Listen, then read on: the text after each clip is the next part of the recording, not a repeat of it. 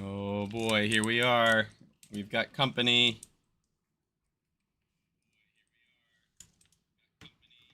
Oh, there's some reverb. There we go. All right, guys. Welcome to the stream. Sorry, I'm running a little late this morning.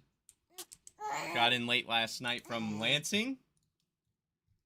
But we are here now, which is exciting stuff. I apologize for the extra noise, but I have the little one for a little bit. But we're watching Brazil versus Morocco.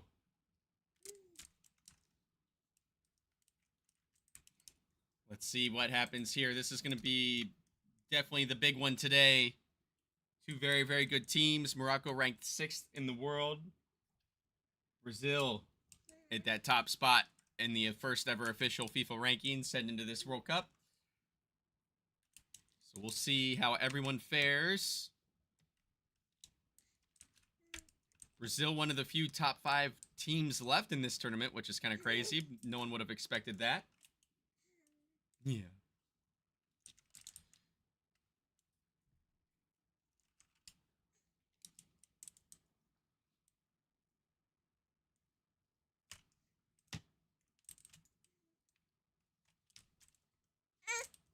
Yes, I know. Been pretty balanced, I think, so far as the competition's concerned.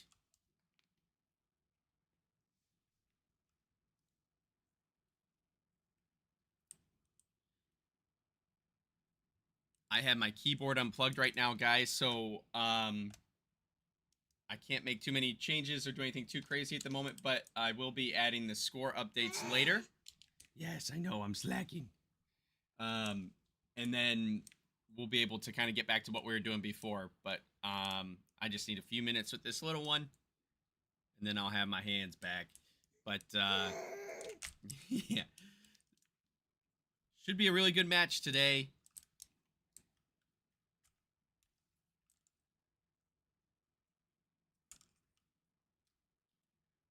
Also, if you guys along that same lines, not being able to type for you guys and pin it in the comments just yet, but if you want to watch the match, if it isn't available to you, you can join our Discord channel, and we are watching the game there. So I cannot air the game here on YouTube. Their copyright tools and AI will shut down the stream if we put other people's content on. I don't know how others get away with that, but for the sake of the integrity of the channel and making sure people are watching futsal, we're finding a middle ground here of you can find us in Discord for the actual game.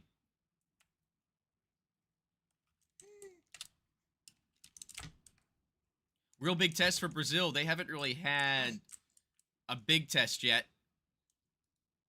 whereas Morocco certainly has, facing the likes of Portugal in the group stage, and then drawing Iran in that controversial draw to start the round of 16. So Morocco is used to playing at a high level to compete, whereas Brazil, part of it is because Brazil is just so fantastic, but they've kind of breezed through so far and had some fairly simple competition, pretty cut and dry results,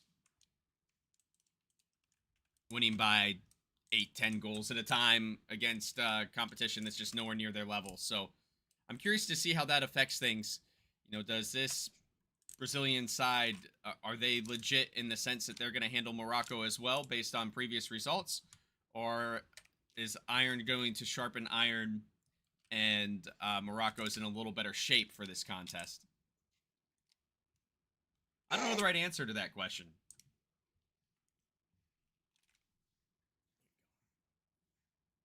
There you go.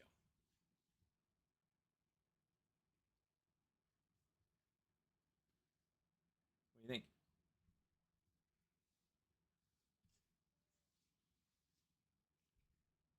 You got baggy eyes.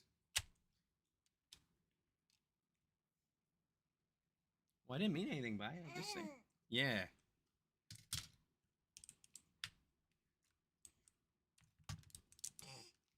Okay.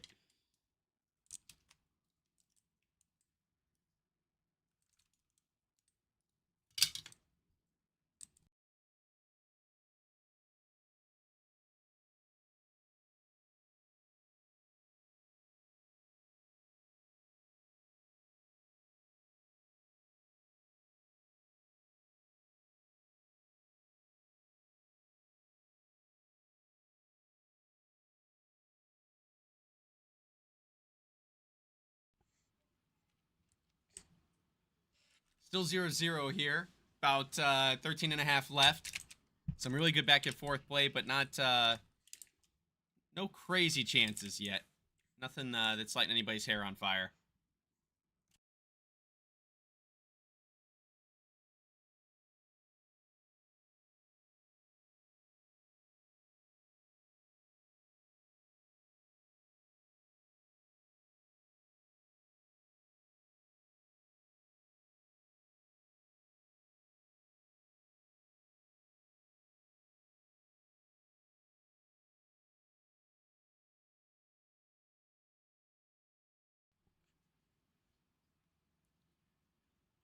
What do you guys think of the World Cup so far? Are your favorites still around? Who's going to win? Got timeout here for Brazil. 13, just over 13 minutes to go in the first half.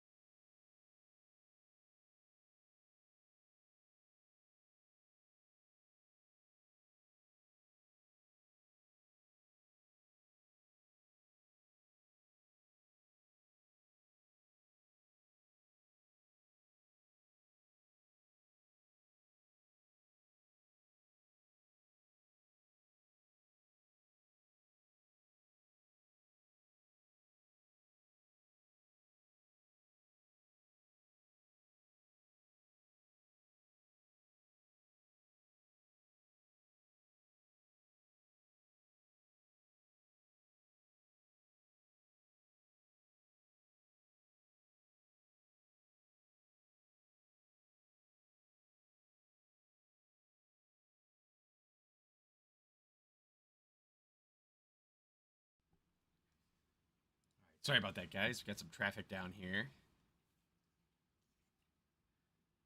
Let's get, I got my keyboard back now.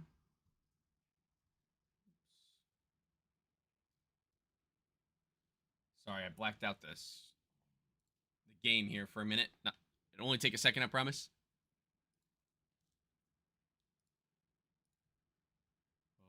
Okay.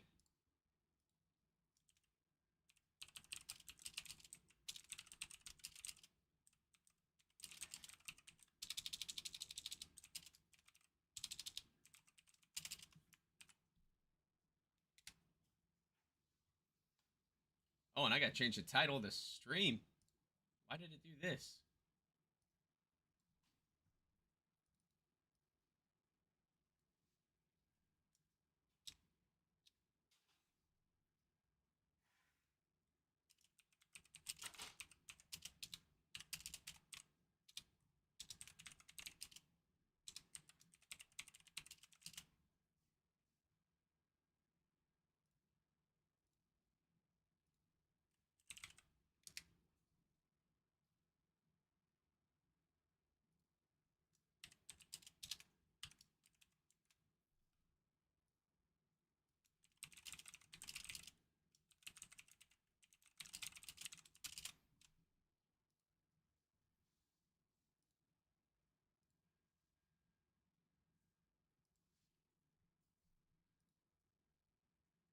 The crowd looks awesome over there.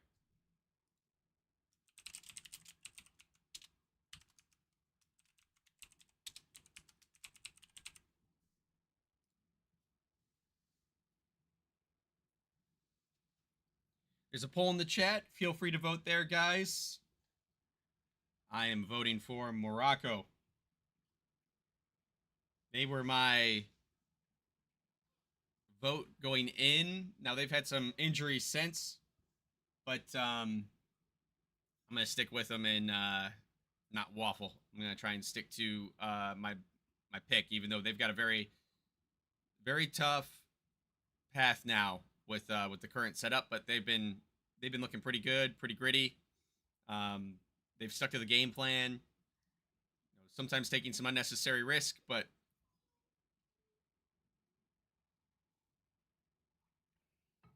fix my camera. I think my daughter shifted it a little bit.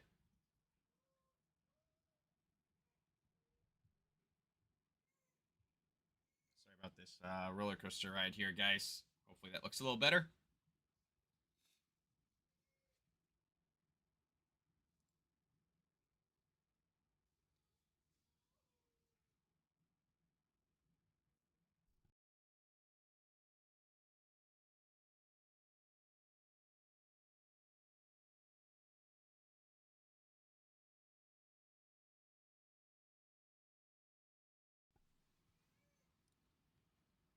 All right. So we're just under 10 minutes to go, so halfway through. Uh, Brazil and Morocco still tied 0-0. We've got a stat going across now that Morocco's had 4 corners and Brazil's had none.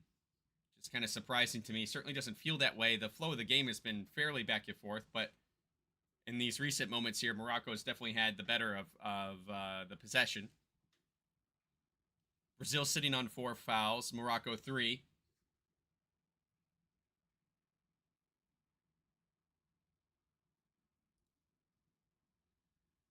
One last thing I need to do here. Sorry for interrupting the production, guys.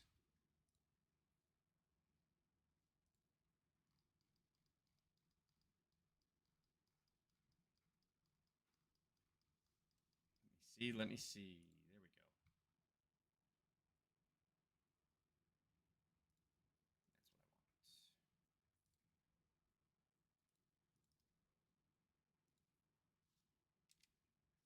That's what I want. Okay.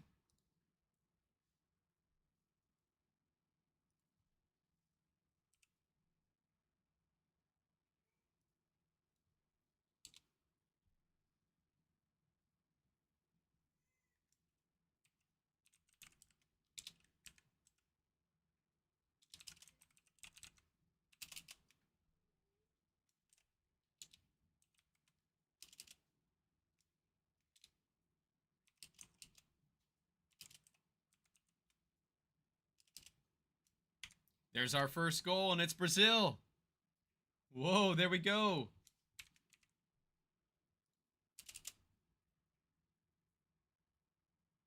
Oh, boy.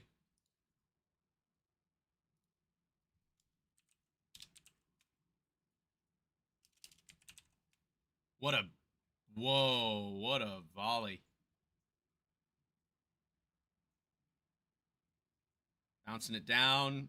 That's a tough one to get to. Look at all the spin. Whew. Jeez Louise.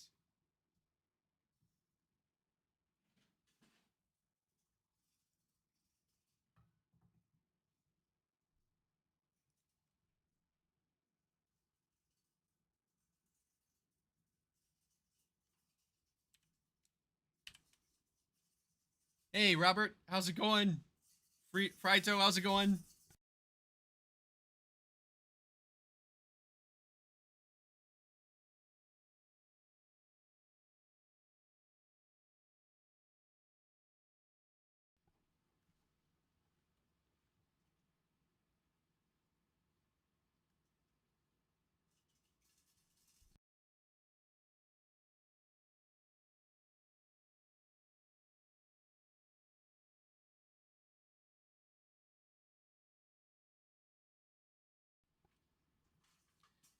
Big momentum swing here. This is awesome. Really good play from Brazil.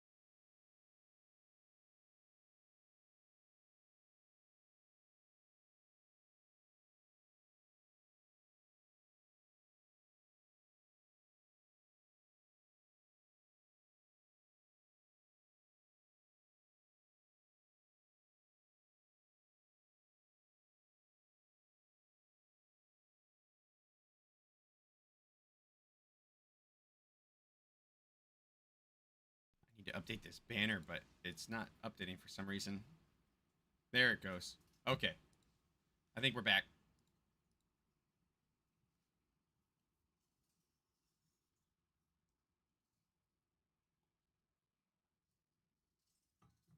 Hey, no problem, Robert. What do you guys think? What do you guys think about the game so far and expectations for today and tomorrow? We've got Brazil and Morocco now, obviously. Watching that match live in our Discord. If you guys do not have cable or the appropriate subscription to get to that game, you can watch it there for free. We cannot do that here on YouTube. They are a little more stingy about sharing other people's content, so we can't do it here. But it is somewhere. And then after this match, we'll stick around for the 11 a.m. Eastern Time match, which is Ukraine versus Venezuela. Tomorrow's matches, we'll see France and Paraguay and Kazakhstan versus Argentina. Was that our first card of the game? Or did I miss one?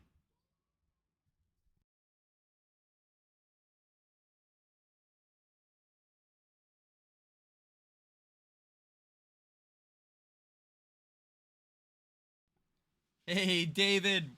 Welcome, welcome. Good to see you, buddy.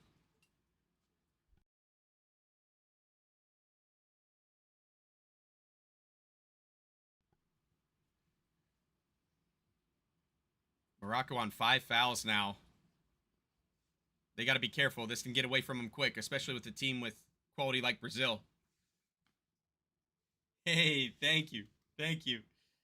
Yeah, this is my official FCS shirt. I'm officially official.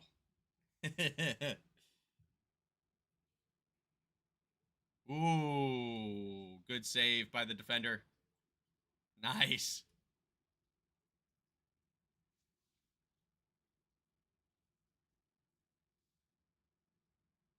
Yeah, there's a really good chance I'll say something dumb today. Uh, was in Lansing, Michigan all day yesterday for our FCS AGM. We had all the teams there in person, which was awesome, and had United States national team coach from the 2021 cycle there, Dushan, and he bestowed a ton of knowledge on us and our team owners and coaches, and talked about where things are, the support or lack thereof in the U.S. for futsal, and what to do about it. So, um, it's the first time Dushan's really come out and talked about his story or talked to anyone about futsal in general since his departure. So we were very, very honored that we got to be his first stop on this next chapter, whether that be a continuance from here or whatever he does moving forward. That's an easy one for Willian. But the backside of that is I got home around 1:30 in the morning yesterday. By the time I got home from Lansing, we stuck around. We had a friendly, behind closed doors friendly between Lansing City and Detroit Imperial. Detroit was able to bring a lot of their reserves into town and get them some minutes ahead of the season.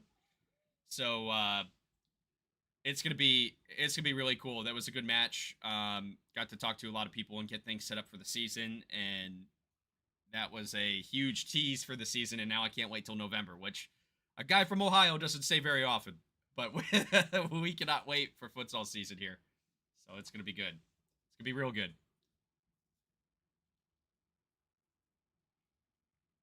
Oh, that's very kind of you to say, Robert. Thank you, thank you. I'm glad to be a part of it. I'm glad that Jeremy has seen me as someone that can provide some value. That's quite humbling, actually.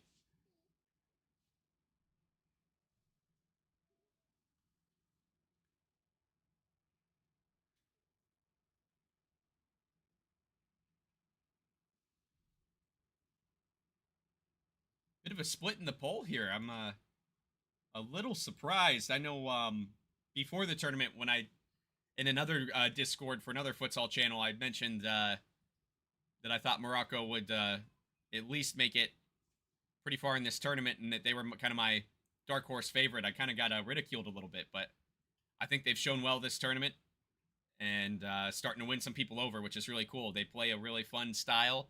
They take a lot of chances, but sometimes unnecessary chances. But that style of play is what makes them exciting, which is really cool. And I think people are starting to really enjoy what they have to offer on the court.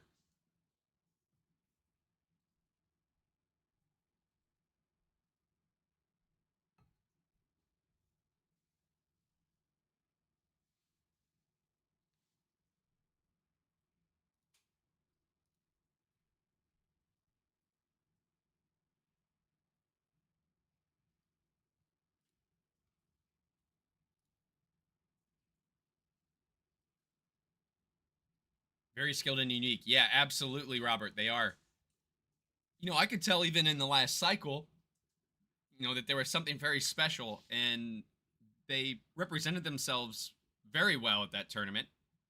Um, I was sharing with Luke, someone tagged me in a comment from 3 years ago when I said that I thought Morocco was going to be very special in the next cycle, and someone commented on that yesterday and brought it back up. I don't know who dug that up, but it was kind of cool to see. I mean, I think it's. Hey, but sorry if you guys are getting panting here. My stream assistant is here. Oh, bud. But yeah, Morocco's a fun play style, really exciting. Um, hey, yes, I know.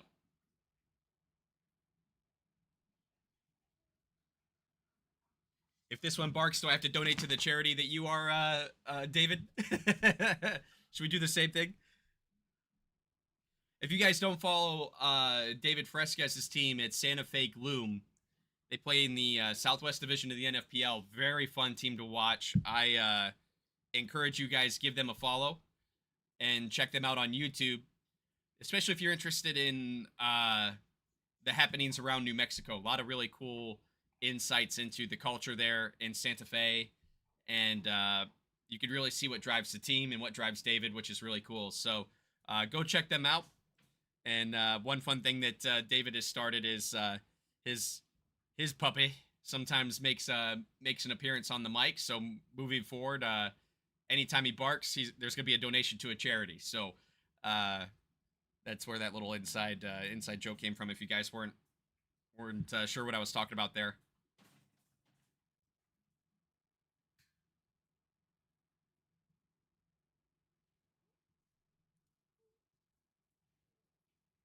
Good work here by Morocco. They're doing pretty good hanging in there. I mean, this is not an easy task keeping up with Brazil. If this is only 1-0 at the break even, I think they're in decent shape for the second half as far as staying in this thing.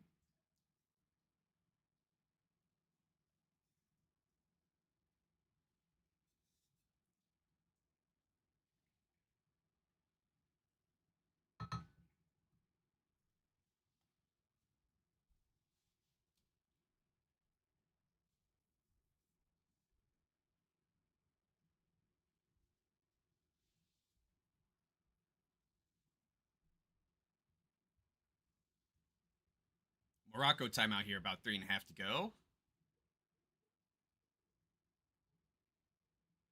Hang on just a second for me, guys.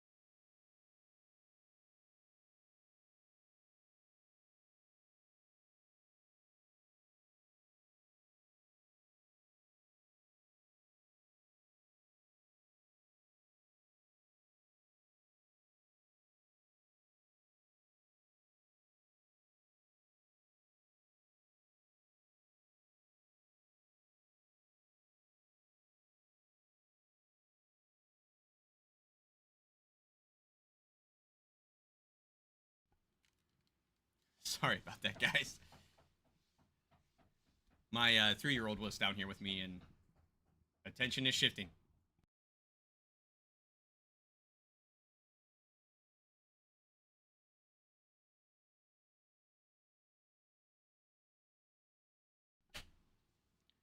She thought she wanted to sit here with me and you guys on the stream until I told her she couldn't play with my keyboard, and then all of a sudden all the fun was out of it, so. Funny how that works.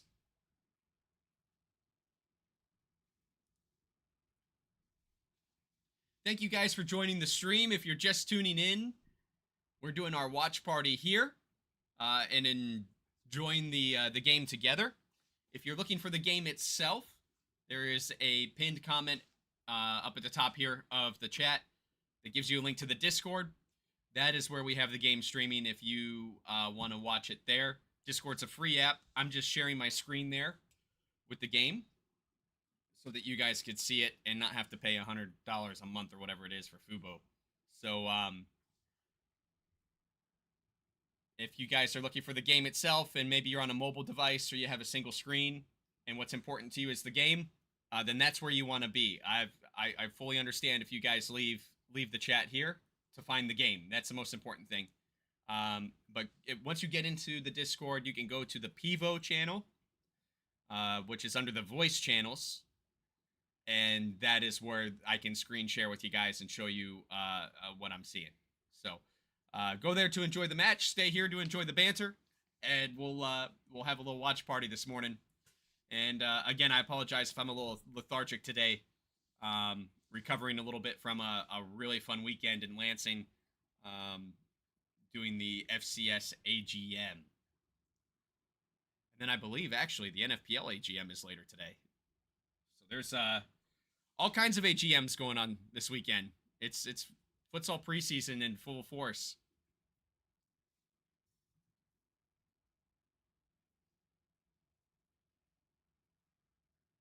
Curious to see how that schedule looks this year.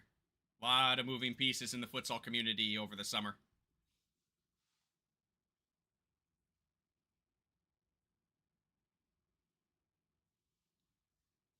And even more moving pieces that we've seen here recently. I don't know if you guys saw the news. Diego Barato is the interim coach for the U.S. national team. They just announced their next cycle.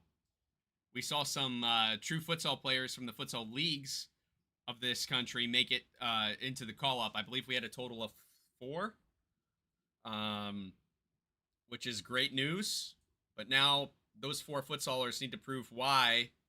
Oh, great goal. Holy cow. What'd you guys think about that? That was top class.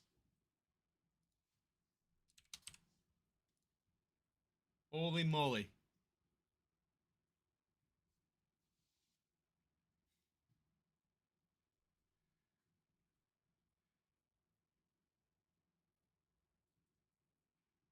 Interesting to see the Iranians in the crowd now cheering for Brazil.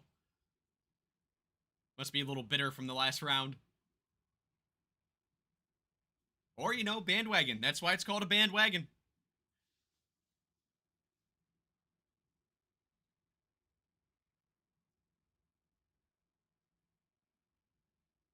Great crowd at this World Cup, too. I don't know if you guys have noticed that, if you're keeping an eye on it at all, but I've been really impressed with the crowds. There's been a couple thin ones during the knockout stages, but for the most part, these facilities have been full. And considering that Uzbekistan was knocked out in the group stage, personally, from a business perspective, I was a little concerned about what that impact would look like on how our backdrop was on these games with the crowd. But it's proven to be fairly unaffected.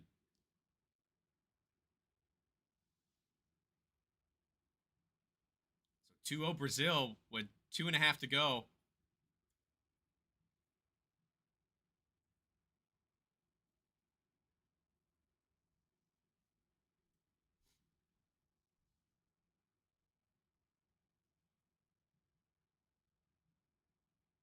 Yeah, curious what everybody thinks about that U.S. assignment, too, with Diego Barato being the interim coach and Sasha Filippi still being involved.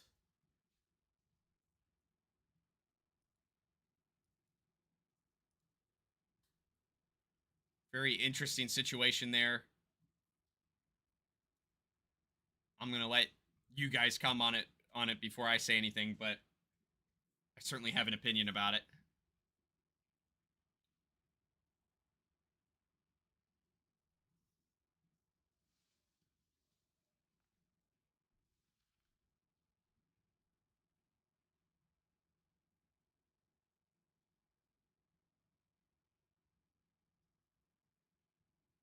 Wow, the back and forth is just so intense. Great shot. I think that's the first time Williams really had to get down. I need that keeper jersey.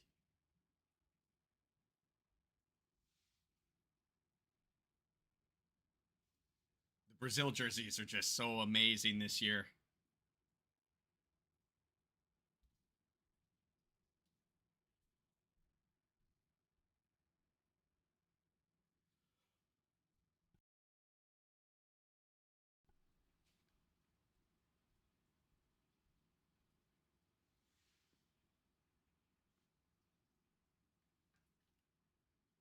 What is next? What is next for these two teams? 1 minute and 9 seconds to go in the half.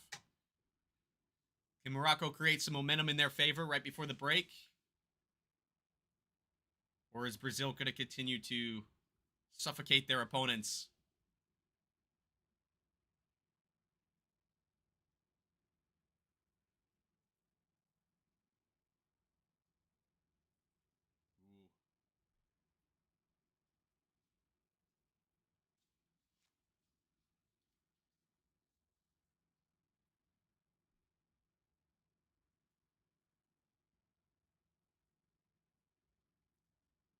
Boy, oh boy.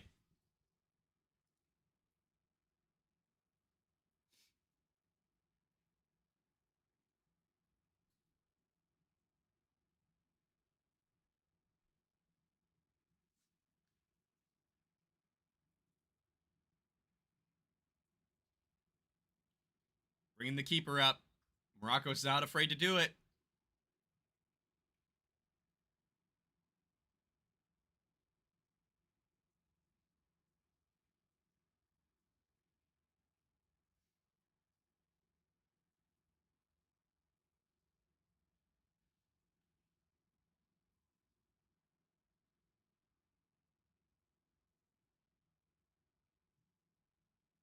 Oh, unnecessary.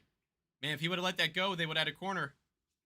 I see trying to keep the play going, but all that did was burn a lot of time for Brazil. That was kind of that play actually ended up being in Brazil's favor, having Morocco up there with their fifth attacker and just passing around. That's that tough part of that whole bit. So you want to do that safely, which is difficult to do in the nature of the play itself. And then when it doesn't work, you lose a lot of time off the clock. Halftime here, it's 2-0.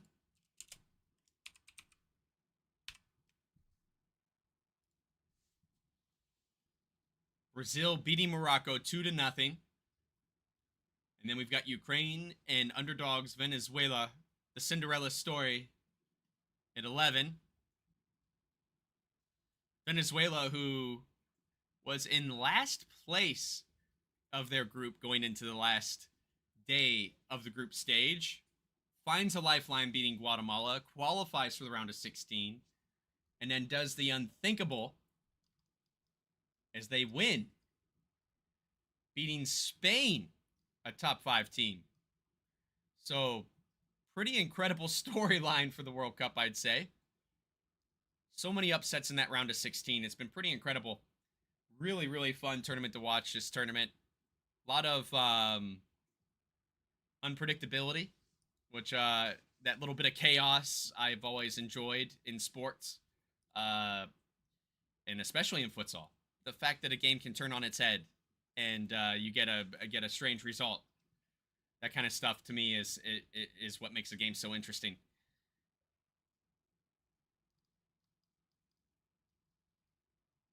Ukraine beat Netherlands to make it to this point. Not a surprising result, I don't think.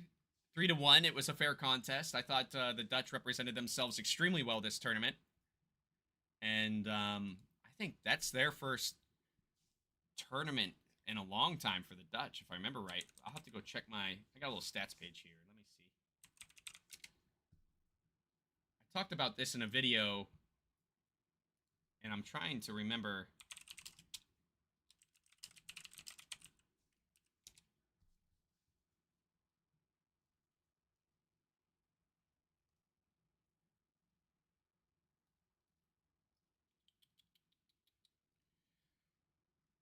Let me see. I know I've got a stat on this somewhere in my notes.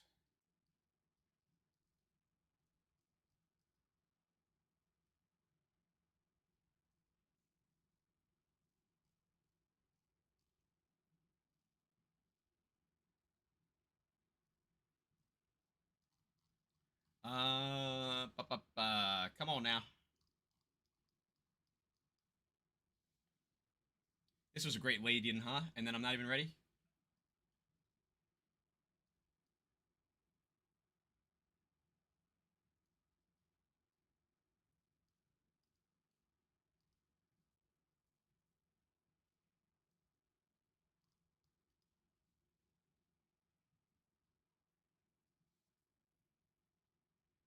So let's see. The Netherlands. This was their first World Cup appearance since Guatemala hosted it in 2000. So 24 years later, the Dutch are back, which is really cool. They got second place. They upset Paraguay uh, in their last group stage, so had a lot of moxie, and just punching way above their weight class, I think, in a lot of ways this tournament, and then kept up with Ukraine, which is not easy to do. Ukraine missed out last World Cup, but I think some global events that obviously dramatically impacted them had a lot to do with that. But Ukraine is typically a pretty strong outfit that typically makes those knockout stages. Their best finish, I believe, is 4th place way back in '96. So, although not a Brazil or a Morocco or a Spain, still a very tough contest. So the fact that that the Dutch came to this tournament and kind of the resurgence that that country has seen in futsal has been really exciting, and then the results behind it, they should be very proud of. Very proud of.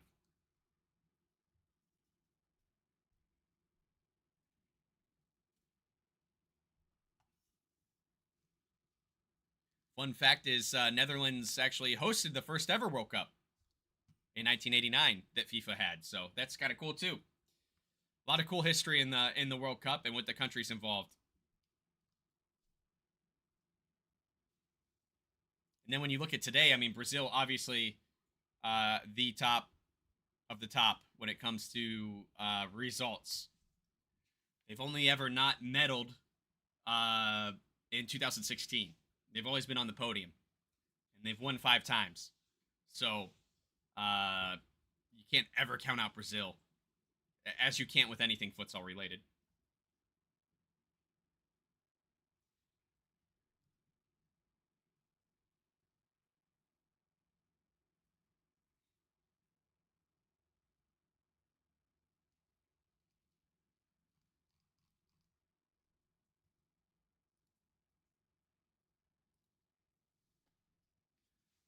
We're at halftime here. If you guys are just joining the chat, waiting for Brazil and Morocco to come back to action, letting them rest up a little bit, recalculate, recalibrate.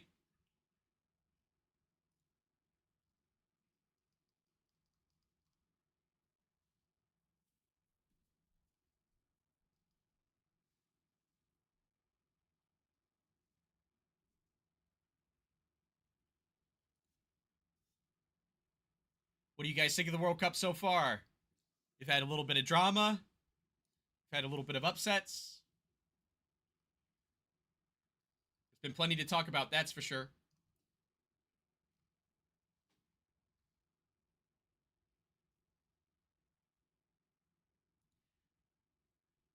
I know you guys certainly reacted well to the video I did on some of the drama between Iran and France and some of that match fixing, I guess you could call it, that went on. One of our biggest videos, at least out of the shoot, that we've had in a while here on the channel. So thank you guys for the support. I sure do appreciate it.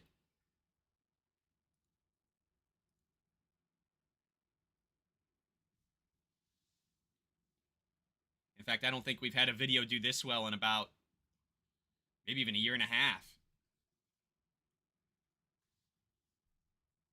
Hate that it's about something negative, but the fact the futsal community is together and talking, that's important. That's important to me.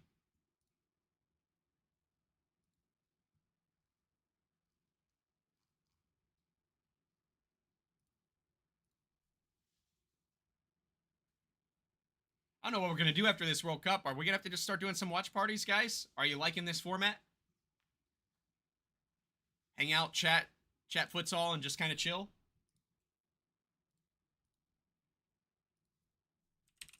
In fact, speaking of, let's get some tunes.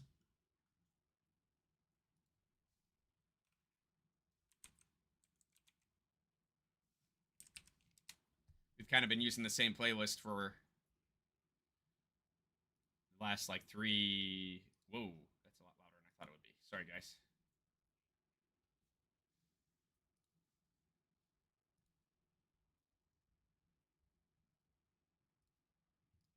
I gotta find a new copyright-free playlist so I'm not boring you guys with the music.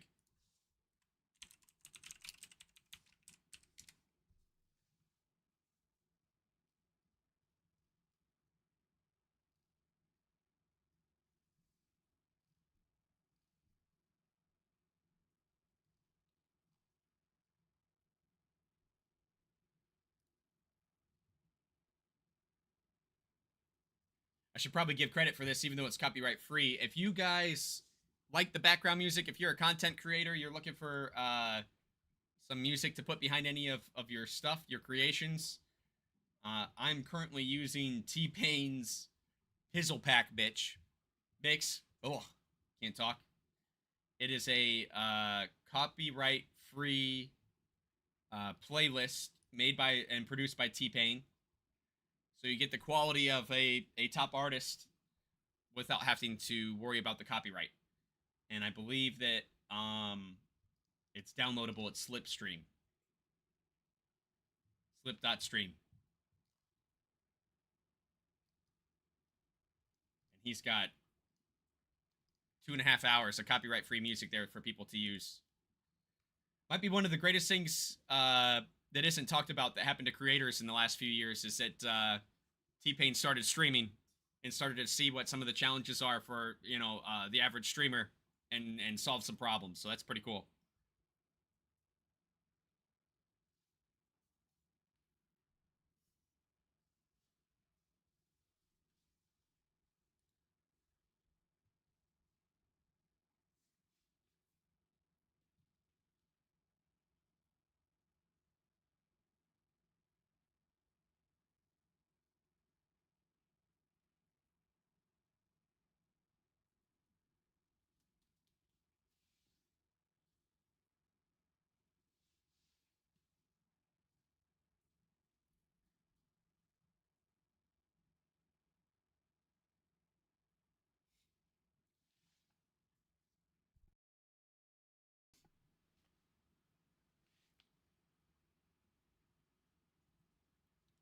Same old lame commercials this whole tournament.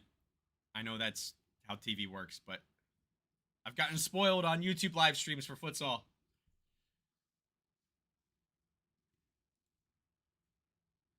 Shout out Argentina and their league and that really bizarre anti-NASA ad that we get to see all the time.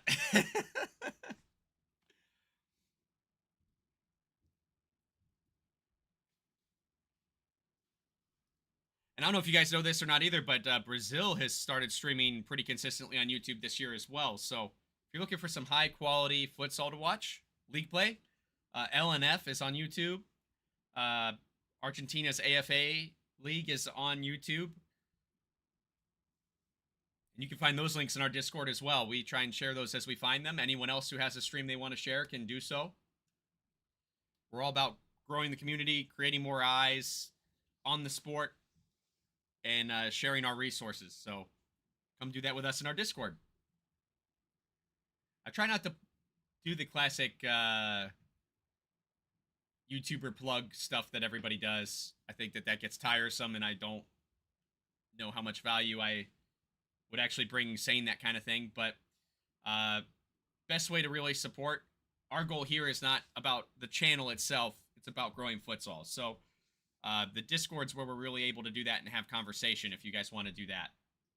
That's a good place to do it. It's a little better platform to do it. The YouTube channel is here to kind of spur the conversation. Love seeing you guys in the comments and talking through these things and doing these things with us. And bringing the community together. I don't care what league it is. I don't care what country it is. We just got to lift this thing up.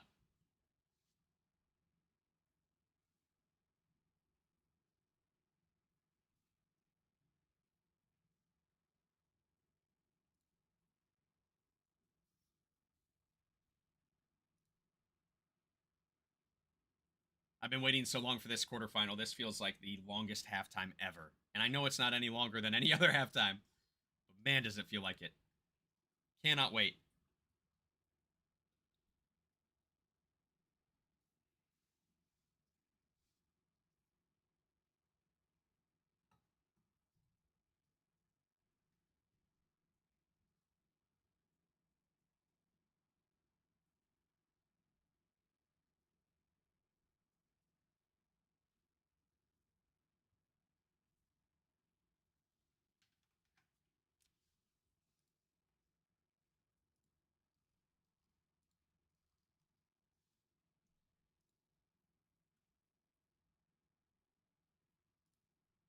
Hey, I want to ask you guys something too. While we're here in halftime, if anyone's still here, I know a lot of times halftimes are where we lose folks. Um, Curious with me now being involved with FCS, and I'm not making any promises here. I'm just taking a temperature of the room to see what's possible. But I'm curious what you guys want to see. If you want to see um, league content, do you want to see a bit of behind the scenes where it's appropriate? Do you want to see uh, watch parties? Do you want to see? I don't know. What do you want to see? Do you want to see wrap up shows about the action after they're done going live? It's a lot of different things, a lot of different directions we can go. But it's important to me that this does not become an FCS channel. Um, I still want this to be a neutral place where I can speak my mind, and I plan to, regardless of my affiliation with the league, to speak my mind. If something's going wrong that I don't like, I don't mind addressing it. Um, if something's mishandled, I can own it here. You guys will get to see some transparency, which I think a lot of people are begging for in futsal right now. I do have to be mindful about exactly how I do that, but we'll be able to do it. But I'm just curious if you guys have any other interesting content specific to the league, since the majority of our audience is here in the United States. So sound off on that and let me know what you guys think.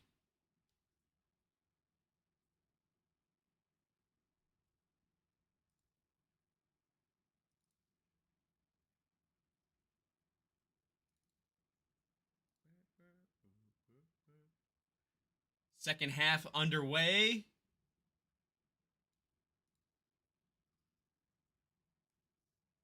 Here we go.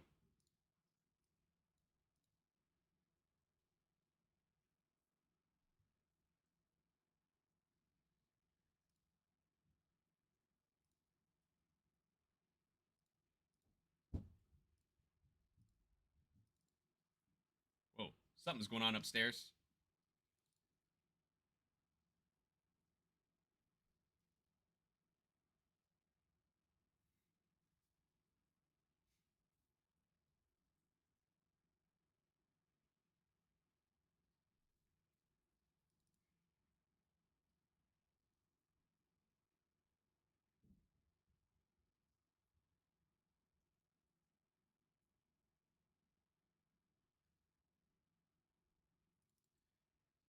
Volume's okay on this, guys? Everything sound all right?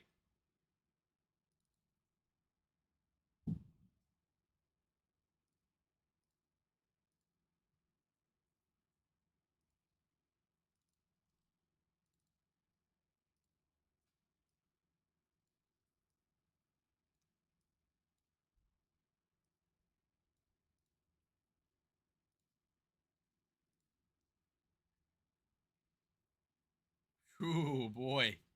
Similar shot that was a goal there for Brazil. These guys are top class, man. And them getting Ferral back right before this tournament has been a huge get. I mean, they were dangerous before. But now they got one of the most dangerous pivots in the world.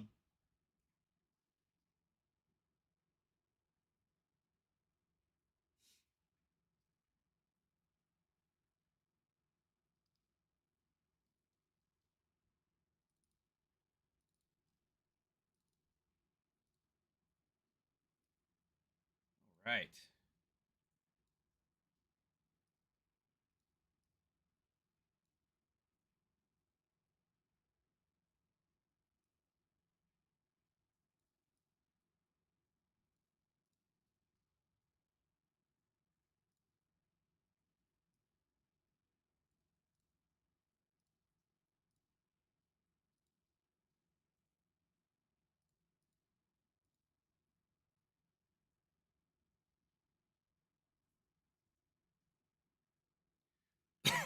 Excuse me. Sorry, guys. Didn't mean to cough in your ear.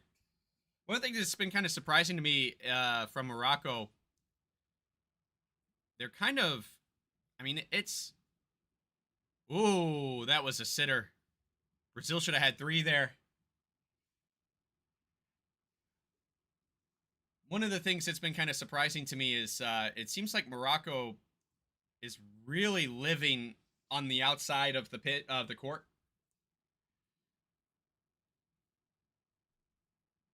I mean, Brazil is doing a great job of holding the middle. That's a big part of it. But it almost looks like Morocco's seeking out the outside instead of trying to find that middle. There's a good jog to the middle there, right as I say that to prove me wrong.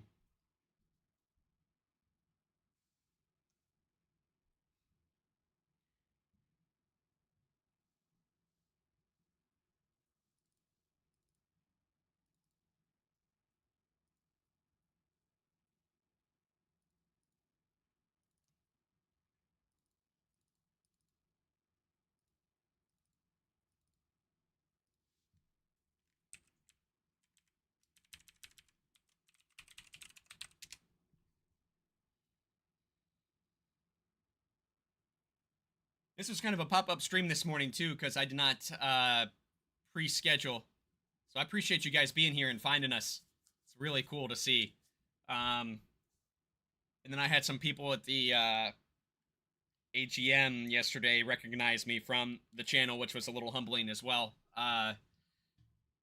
It's funny how, you know, in today's world of internet, you can find anyone and everyone. And I've proactively put myself out there on YouTube when you think about it. So it should not be surprising. But at the same time, I mean, this is a small channel. We're only 253 subs, small community. So it's kind of cool to see people and hear people say, "Hey, I know you. You're from Futsal News." So it's like, "Oh wow, that's it's cool. It's humbling and puts things into perspective a little bit as well, which was kind of neat."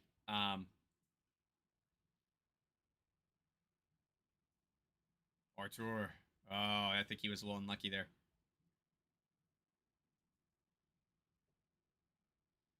Curious if this gets cagey, because I mean, 2-0 in futsal is not a safe lead. This Moroccan side is very strong. I'm just curious to see how the game develops from here.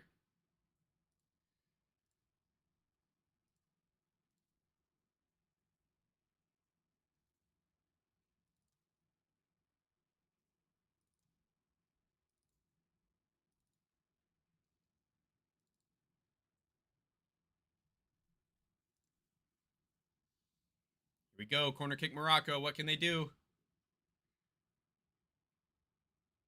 Ay.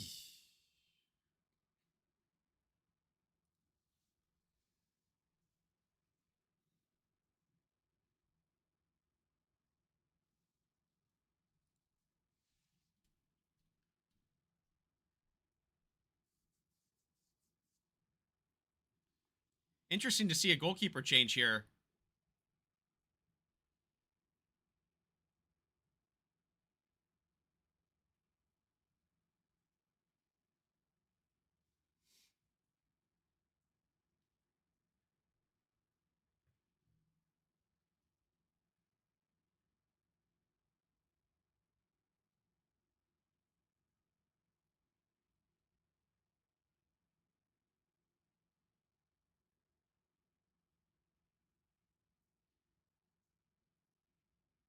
I wonder if they do VS on that. I don't think they need. I don't think it's wise, but oh, they are. There was definitely something there. You know, do they get a card out of this? Elbow to the face. It's been interesting to see when coaches and teams have been using that VS.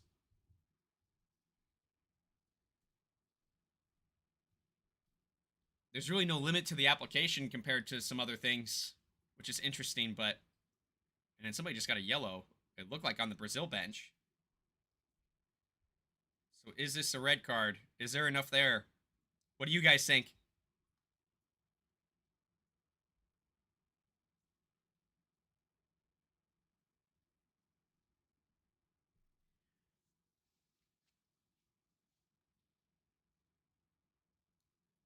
I've never been a big fan of how VAR and video support slow the game down. But this World Cup, I feel like it's been used very well. Here, let's see. I think they're about to come.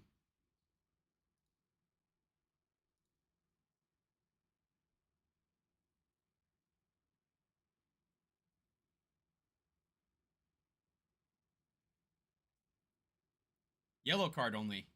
Okay. So no red is the decision on the video support. But a foul comes from it.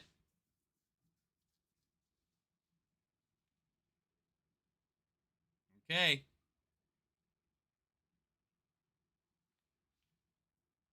Huh.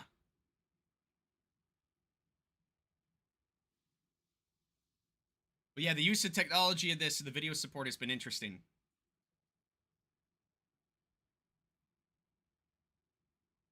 And the fact that a coach can call for it.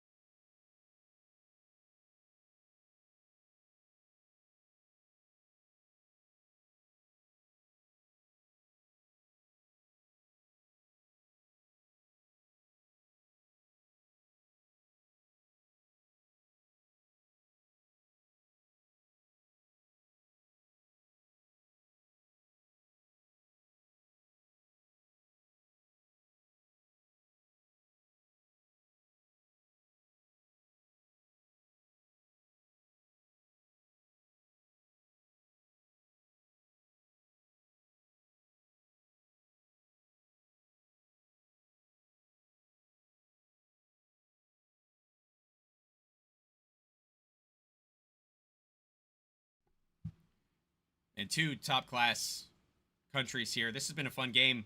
Even though there hasn't been like rapid fire goals, the quality is just so good.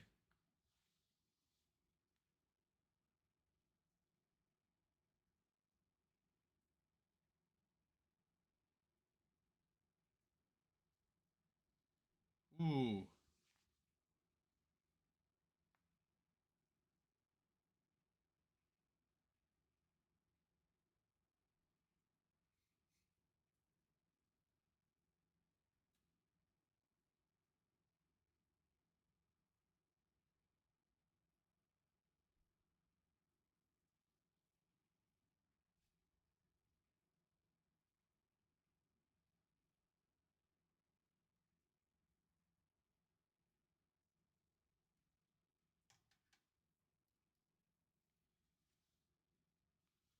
Right. Oh. Oh. Oh, man. What a back and forth there.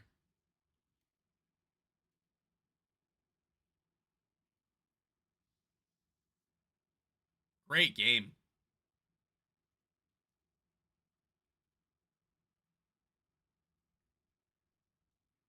And Morocco just trying to find any way they can to get a counter going here and get a goal. They need to get on the board soon. Change the momentum of this match.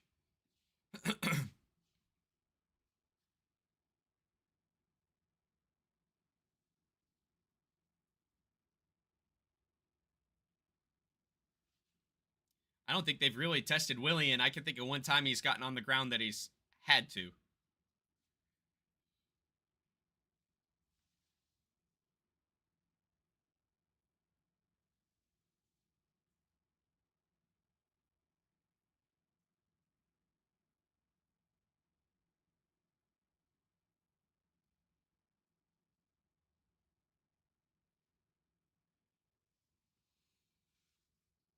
Morocco looking for a handball there. They're on a... Oh. Oh, what are we doing? What are we doing?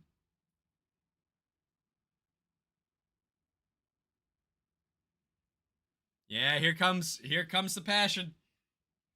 Here comes the passion. Yeah. Yeah.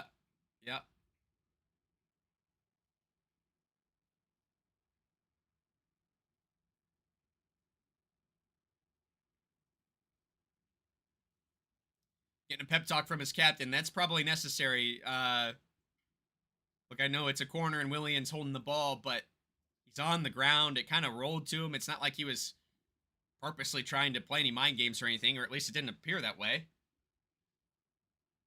Kind of a silly thing to get fired up about and start pushing. Save it for when you really need to get fired up. Eesh. Not what they wanted there. And you know, yeah, miss his next match. Like, you're in a point in the contest where you can't afford silly yellows. If you move forward from here, you don't want to be dabbling with that. You know you're in this tournament as Morocco with some missing key players from injury. Why? It's easy to say from the couch.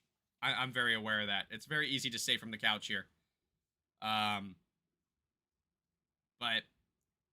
you got to keep your head in the game at that point for the betterment of the team. Think about CONCACAF. You know, Canada very much in a match against Panama, who ultimately ended up winning the tournament. But Canada was in that to the very end. And then those last couple minutes, a foolish red card cost them the match in a lot of ways, killed all their momentum. You don't want to see that here in the quarterfinal of the World Cup either. And you're Morocco, you're classy, you're skillful. Don't get caught up in that stuff. Stay calm, stay cool, stay collected, and then make this thing a match. A lot of time in this thing.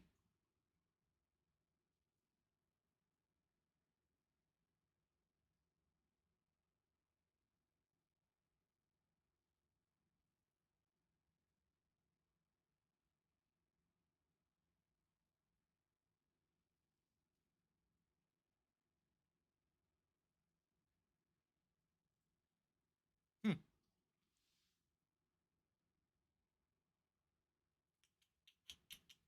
Oh, we got a foul in a dangerous place here for Brazil. We got free kick. Looks like yellow as well. What happened here? Yeah, a little. Yeah. I don't know. It happens so fast, doesn't it? It's hard sometimes, even as, especially as a spectator. And then these referees got to make a decision. Marlon now on a yellow.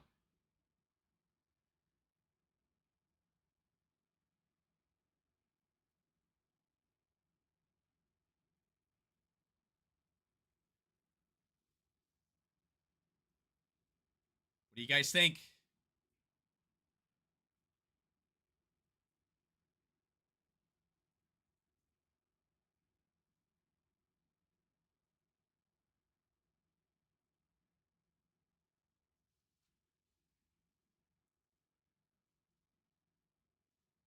Two fouls each, just under 13 minutes to go.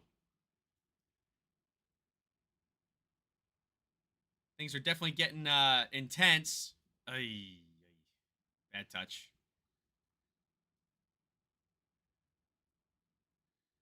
I'm curious if foul count becomes a factor here in the next little bit. Looks like a timeout for Brazil here.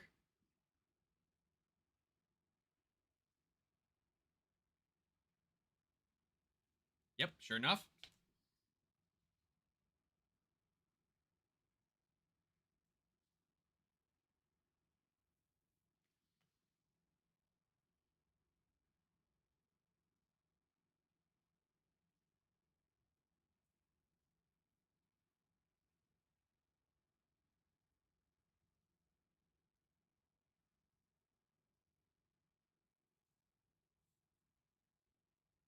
Let's see here.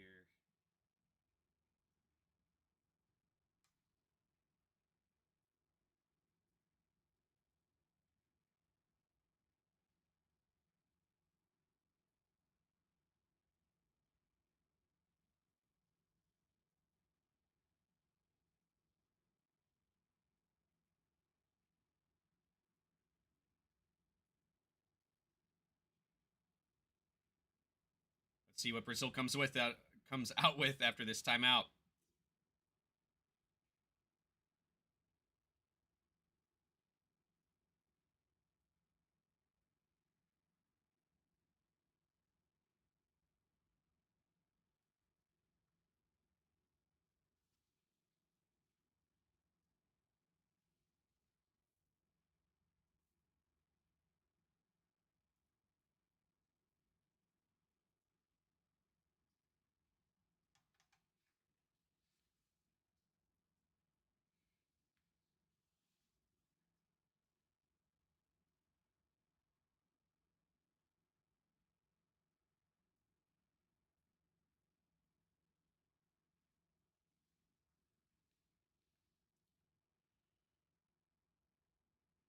Oh, okay. Morocco's uh Morocco's still probing, trying to find a way. It's been interesting.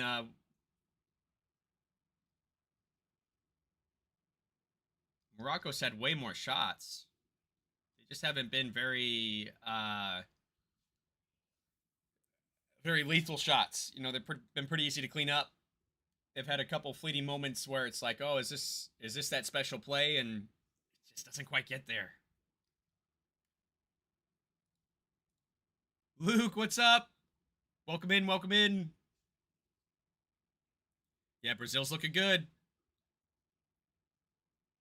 Speaking of, oh, get in a dangerous place here for them. So this is cool. See if we get some offense from them.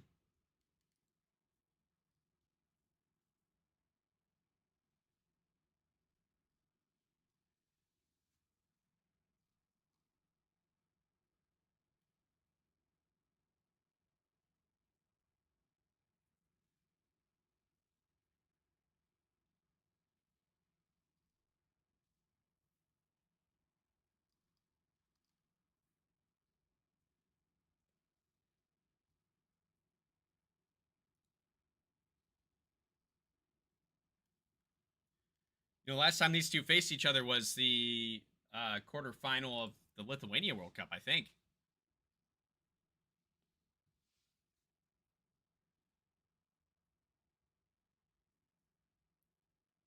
Oh, great play by Morocco there. Just couldn't get a shot out of it. This is what I mean. I mean, the pressure's good, movement's good. They just haven't done anything dangerous just yet, directly on frame or anything.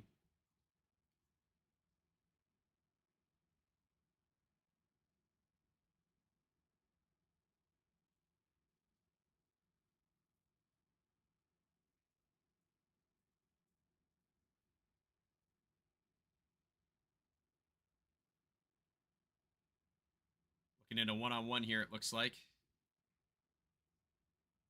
And it turns into a goal. Mesmerizes his defender into falling asleep on him. Good goal for Brazil. Starting to get out of sight here. The captain.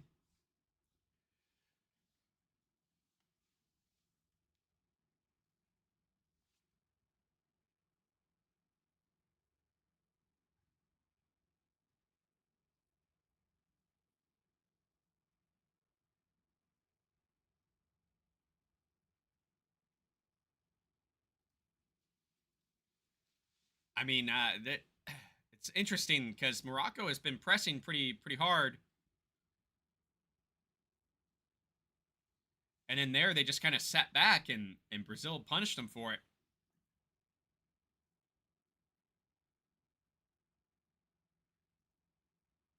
And then this is what I mean about Morocco taking chances. Look at how they've set up on this fifth attacker.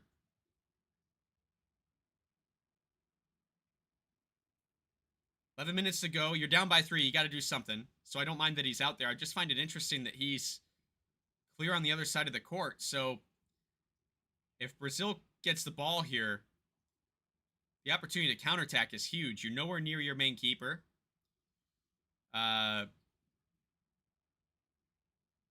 clear on the opposite side of the court, so you've fully committed this fifth attacker. I mean, you're really telling them you've got no intention of letting off the pressure, which might be good. Maybe you bury Brazil in their own half and force a Artur with a great kick save there. But man, Brazil gets this ball. I mean, there's nothing but a shot on target, I think, right? I mean, there's got to be. Like right here, you kicked it straight to Willian.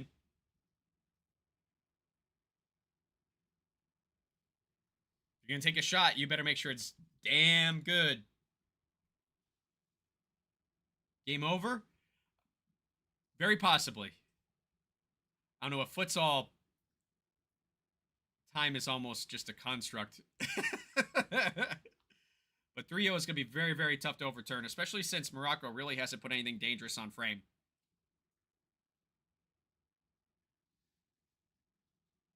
They've had more shots than Brazil. They've had more corner kicks than Brazil. Actually, I'm going to look at the stats. Maybe I'm talking out my butt. Morocco's had almost 30 attempts on goal. Both teams have had equal amounts on target. Foul counts about even. Whoa, wow. Sacrificing the body there and paid for it. But probably saved a goal.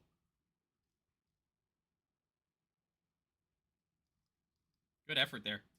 More corners as well for Morocco. They've really been pushing this whole thing.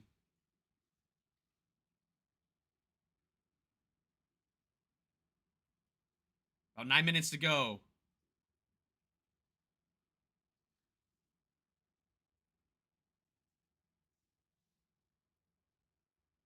Morocco is looking for a way to break through this Brazilian defense, but you can see they're pretty dialed in. Here it is. Is this the counter? Nope, way off frame.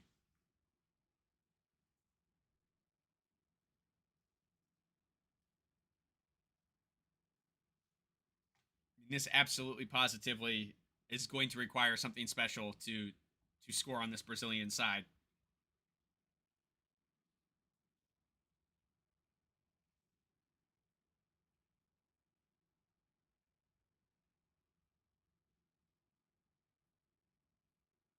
Ooh, that looked a little better.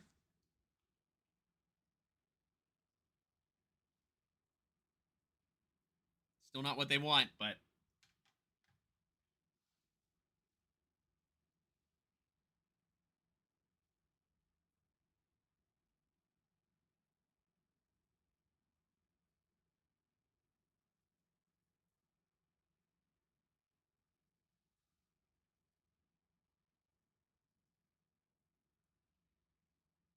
the speed these guys play at is just incredible. Great save by Willian. That was a good effort. That was a good little play by Morocco.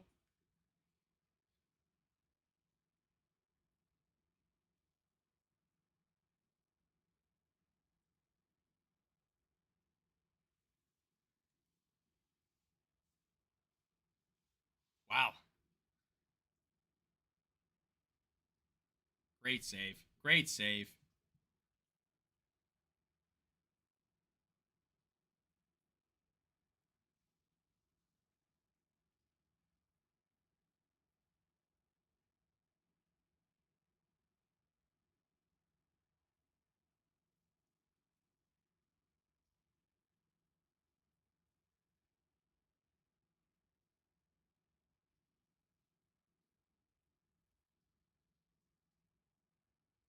Great little 1-2s from Morocco. Same from Brazil, to be fair.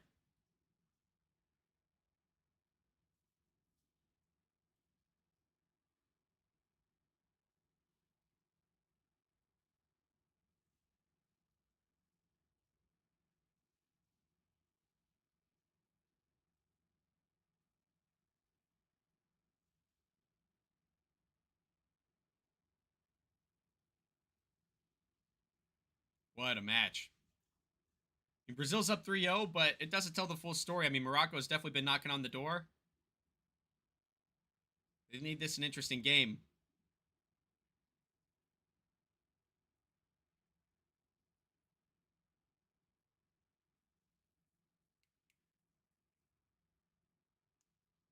That's just wasted opportunity. Got to do better than that if you're Morocco.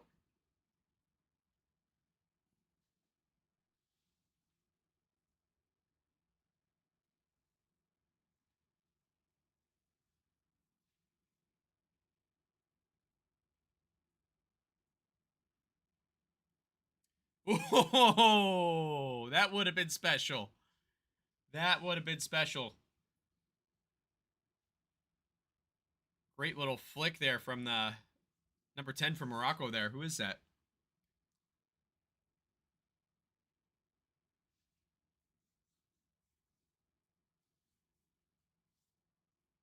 Wow.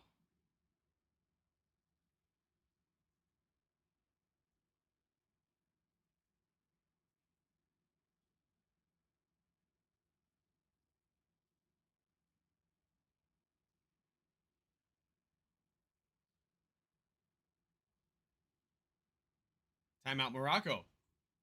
Can they come up with something special here? Let's see.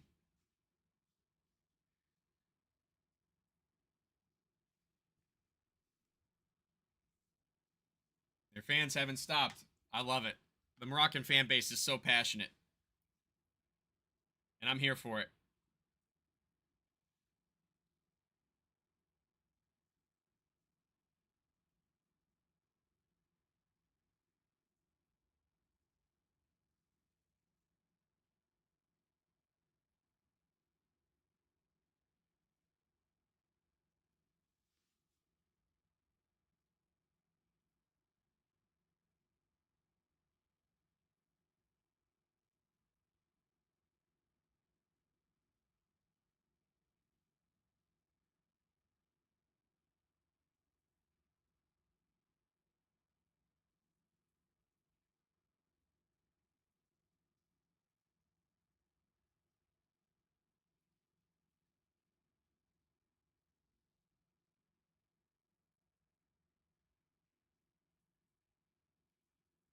All right, here we go. Coming out of the timeout. 6 minutes 27 seconds. Morocco had still looking for their first goal of the game. They're down 3-0 to Brazil, who has looked fantastic this match. They've looked like champs.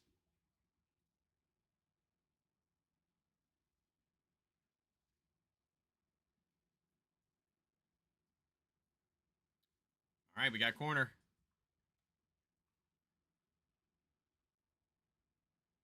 Corner for Morocco.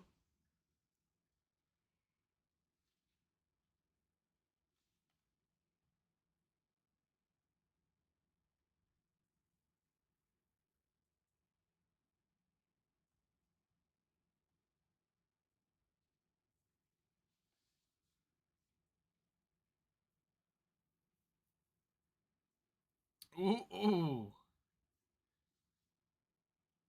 I mean, look how fully committed Morocco is to that fifth attacker. I mean, no effort to come back. And not in a negative way. Like we saw, for example, when the U.S. played in... there's the goal! First goal for Morocco. Great individual effort there.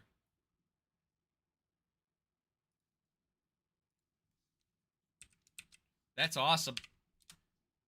Keep it a match. Keep it a match.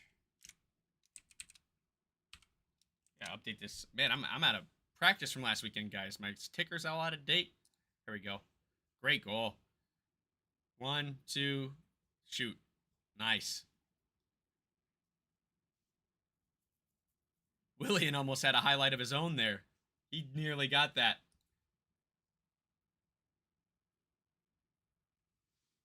Ooh. Quick play there by Brazil to try and snuff out this energy, but keeper's up to the task.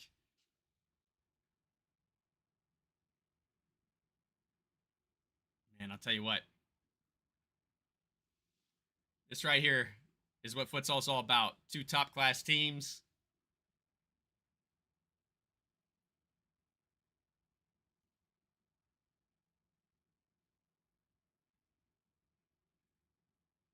And it looks like Morocco is ready to continue to fly. And they'll fly.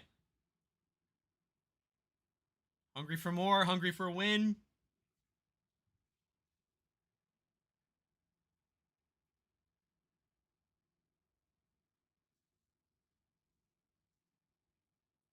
Five minutes to go.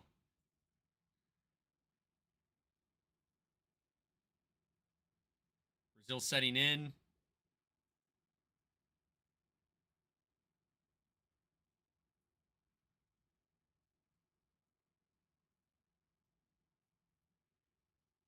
Wow. Brazil could have been running away there, but Morocco did a real nice job snuffing that out. Brazil has been defending the fifth attack very well. They've really not given many opportunities, if any.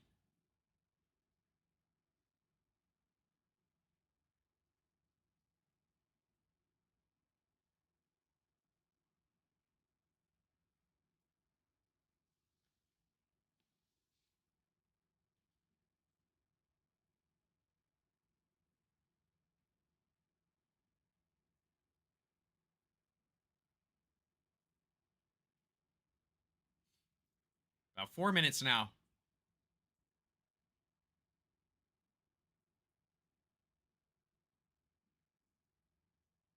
Oh, it's bouncing around.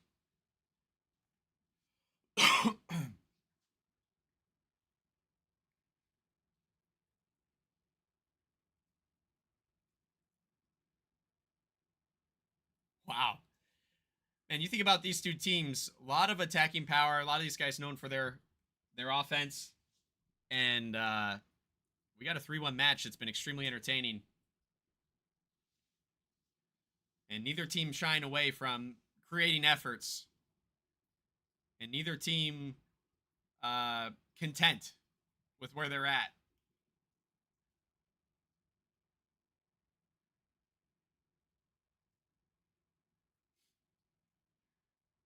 Three and a half. Morocco's got to start thinking about what they need to do here. Ooh.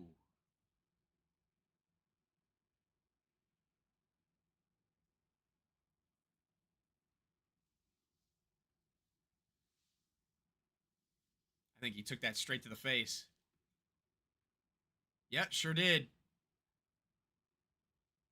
Ooh. Marlon down. Marlon. That goal again for Morocco. They're showing that it's a great goal. Fifth attacker scores it, but it was really in the run of play.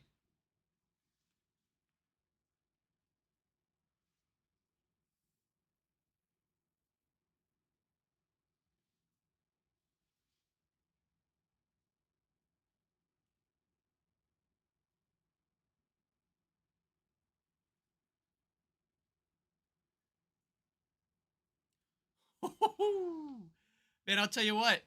Artur's been huge in keeping some of these out. He's got kick saves like a goalie.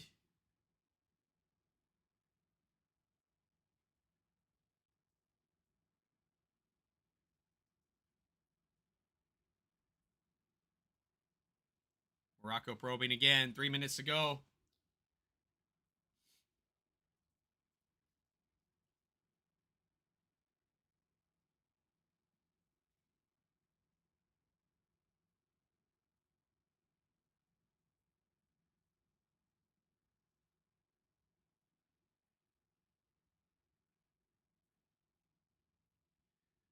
Time is against Morocco now. I mean, it has been for a bit, but especially now. They got to figure out something here.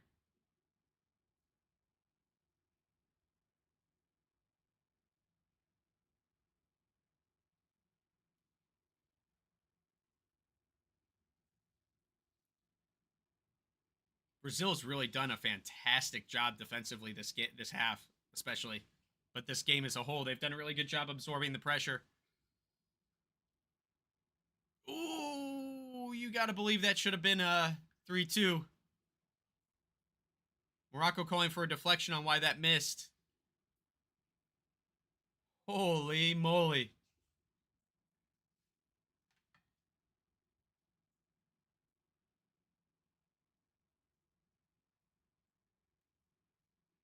Okay, here we go. 2 minutes to go.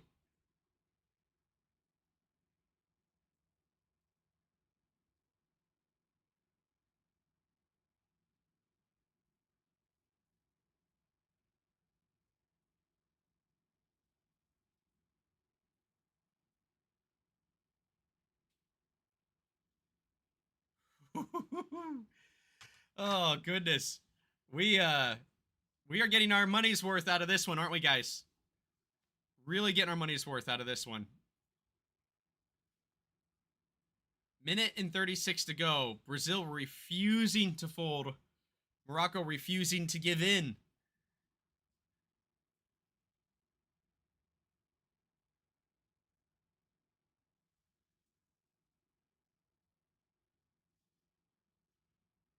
Oh, no. This might be the end. Oh, good of Morocco to get back to that. Willian with a nice little punt. I noticed so on these counters, I've noticed Willian's really been kicking it high. I don't know if he's trying to look for that lob. It almost feels like he's using that as an opportunity to kill some time more than it is to score. Because there's not been a lot of power behind it. They're all landing right before the arc. But he's certainly absorbing some clock. And now we've got a goalie change.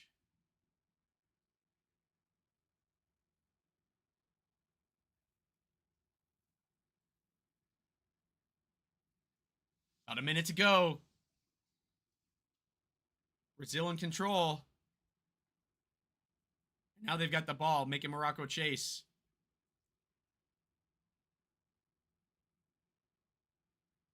Oh. Guys, what a game. What a game this has been. You got to think that Brazil's got this pretty well locked up at this point.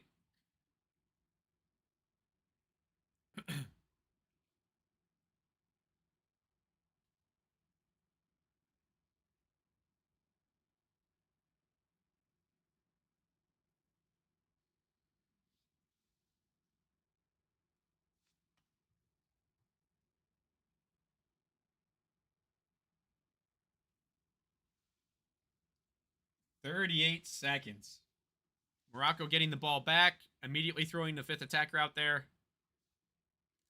Can they create some World Cup magic here? We've already seen some wild storylines. It's in the air in Uzbekistan. Very much in the air.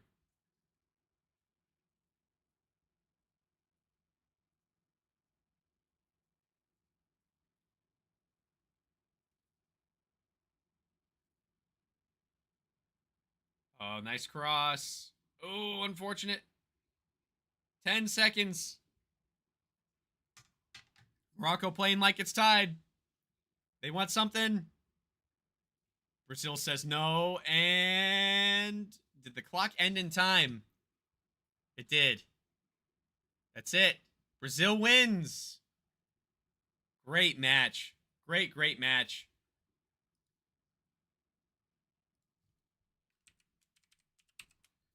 The amount of respect between these coaches, too. I mean, two top class organizations in a lot of ways. I thought, obviously Brazil being on either side of whatever the bracket turns out to be is a massive challenge. Historically, so very good. Currently, so very good. Just top class the whole way through the organization and the roster. But watching how this was all kind of laying out, I thought it was very possible to see a Morocco-Portugal final. And neither of those teams are in it anymore. So it's been an absolutely absurd, enjoyable, fun World Cup in every way, shape, and form. And this is just one more wrinkle in the story in a really cool way. What a quality match. So now Brazil gets to bask in the glory for a minute and see what comes of the next match, which is Ukraine versus Venezuela. The winner of that match will face Brazil in the semifinals. Venezuela, in their second ever World Cup, already further than they've ever gone in a World Cup. They're looking to keep their Cinderella story going. Actually, you know what? I think they did make it to the round of... They made it to the round of 16 last year, which was their first ever World Cup. So yeah, this is the furthest already that Venezuela's ever made it in a tournament, World Cup tournament. And now they're going to be fighting for a very tough Ukraine to be honored with the presence of Brazil in the semifinal. So pretty cool stuff. All right, guys, we got about 45 minutes before kickoff. I'm going to kill the stream in Discord, but leave it up and running here.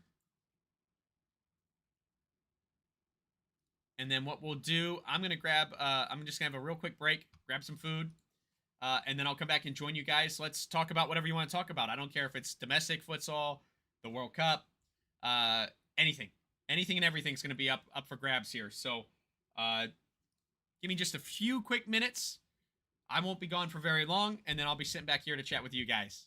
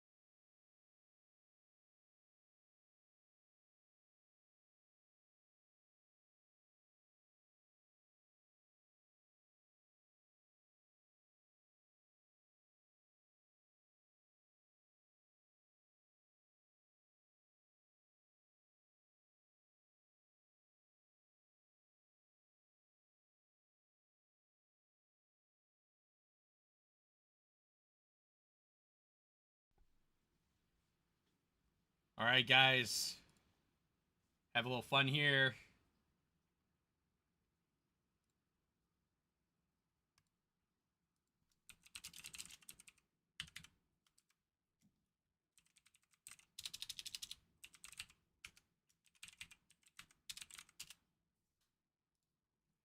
Excuse me. All right, guys. New poll is up for the next match, which will start in about 40 minutes. So we got quite a bit of time here. If you guys don't mind, I'm going to eat some food in front of you. I promise I won't smack my lips.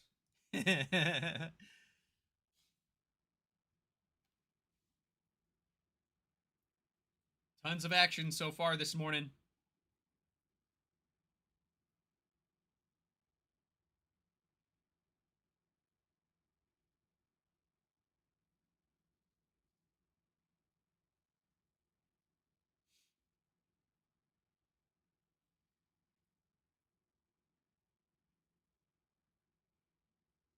All right, guys. What should we do while we wait? What do you guys want to talk about?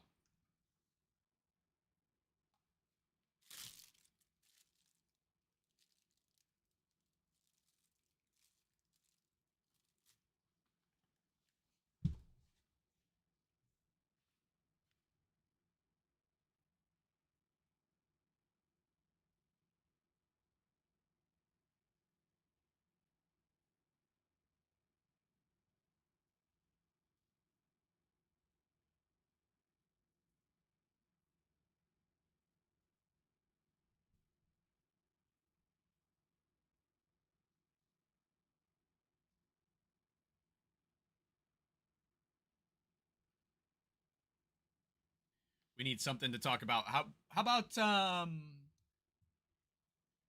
know my buddy Last Letter usually shows highlights. I think I'm gonna go in a slightly different direction and brag a little bit. Humble brag.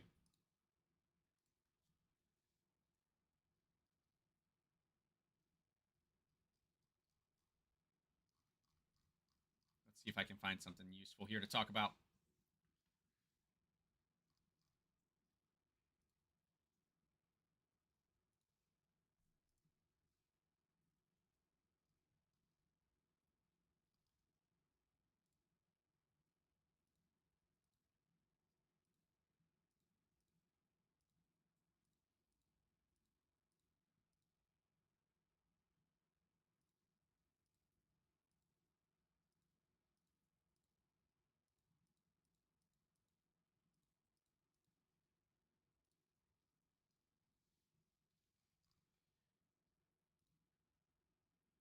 Yeah, we had some really cool stuff go on at the AGM for the FCS. So if you guys are interested in that, I would encourage you to go check us out.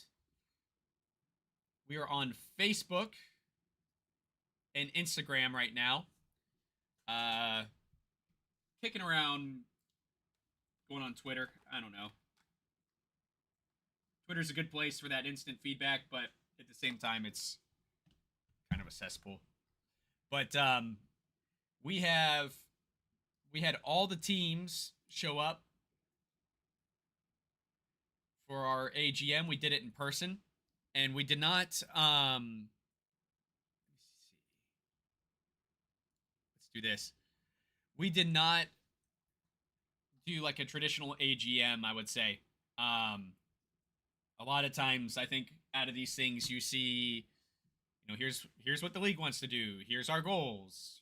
Here's our long term and short term, and kind of going over a 10,000-foot view business plan for the league, and that is important. It has its place. We took a little different direction, which I'm really proud of, and that's that we took and brought all the teams in and did a little more dynamic training and support. So these are all the guys from City in the league, myself. As you guys can see here in the middle, Coach Dushan was here with us. We also had Mauricio from Penalty, who is the penalty rep for the United States. If you guys aren't familiar with Penalty, they provide futsal gear and equipment. They're based out of Brazil. All their products are made in Brazil, and they employ their local folks there in the northeast region of the country, where um, there's not quite as much opportunity as, say, like a Sao Paulo. So they do a lot to pay it forward within the Brazilian community, and have a nice little product. So they're going to be providing the balls for the league this year, and they're going to be helping us support FCS, which is really cool. So it was really nice to meet him in person and hear the story of penalty from someone who's very passionate about not only the sport but the company. And then, of course, Dushan has just seen so much, done so much. His feedback and his story is so invaluable. So we really, really enjoyed the time there. I hope that the team's got a lot out of it. Really amazing stuff. We asked the coaches to present in front of each other a training session, and we really challenged them and only gave them 15 minutes to do it. So shout out to Lansing City players who came and helped be a part of that. Some of the younger players from Lansing City's organization came and were test subjects, as well as Jorge from Midwest United. So and Conrad as well, there in the middle, jumped in to be players in those sessions and help these coaches out and presenting some of the strategy and what they want to do. So it was really cool. It was a really cool experience. I've never been a part of anything quite like that in the futsal world. Learned a lot. Absolutely invaluable. So I'm so thankful for what these guys did and what they brought to the table for us. And we got a good group of guys. We got a really good group here. So I'm looking forward to what we accomplish. It's going to be great. So once in a lifetime experience for me. Hopefully we get to recreate it next year though, and make it an all the time experience. Such a high level. So we're really pumped. Hopefully you guys can start get excited for what we're doing in the league as well from it. I think that the mindset of the league owners at FCS is in a good place. We have a challenging business model that doesn't exactly line up with the rest of the futsaling and soccer world as far as how they take care of business. But if we can prove it, then I think that it creates a lot of opportunity for teams to play. And that's really what's important to us. So we did lightly touch on what was important to us during this and why we make decisions we do. But at the end of the day, the important thing for us was making sure we were creating something of value, especially with people driving into us. You think of the guys in Chinga, Saturo, he had to drive 5 hours for this meeting and do an overnight. And then we kept him for a full day away from his family and away from home. And we're so thankful for him doing that. Teams coming in from Detroit, from Grand Rapids, we're taking them away from their other responsibilities, especially on a weekend. So we appreciate them putting that time in. And hopefully we made something really valuable for them. I think we did. Feedback so far has been positive. And we're going to take a look at how this went and kind of have some self-reflection over the next few weeks. And we might find that this is something that is not just an FCS thing in the future. I know we even grappled with the idea of, do we even call this an AGM? It's really not in the fabric of what it actually is. So it's pretty cool. Pretty cool stuff we're trying to do, trying to think outside the box. The stuff that the futsal community has been doing for the last however long is old and it's clearly not working. So we may not hit a home run every time, but we're going to try different things and see what'll work and what can spur change. Because obviously what we're doing now as a community isn't spurring that change, isn't getting us to that next level. So we need to start thinking dynamically and quit saying, well, this is how we've always done it. Because how we've always done it is not moving the game forward. So really exciting to be a part of that process and be able to brainstorm. And I look forward to leaning on this community here at Futsal News as well. And hearing your guys' feedback on how we can make things better and as a community, not just FCS.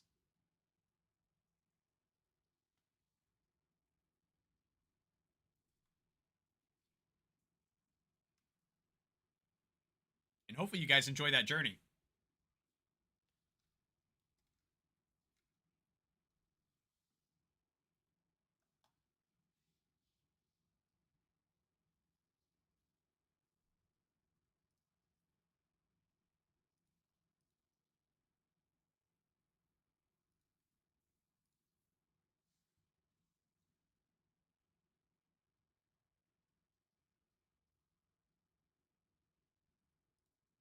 If you're just popping into the stream, sound off in the comments, say hey. Welcome to the Futsal community at Futsal News. We're doing a little watch party here. Just waiting for the next match. About 30 minutes to go. Got a little break here. Brazil, fresh off a win. 3-1 against Morocco. Next, we have Ukraine versus Venezuela. And we will see who faces Brazil next in those semifinals. And that match, I believe... Let's take a look. I believe that's Thursday.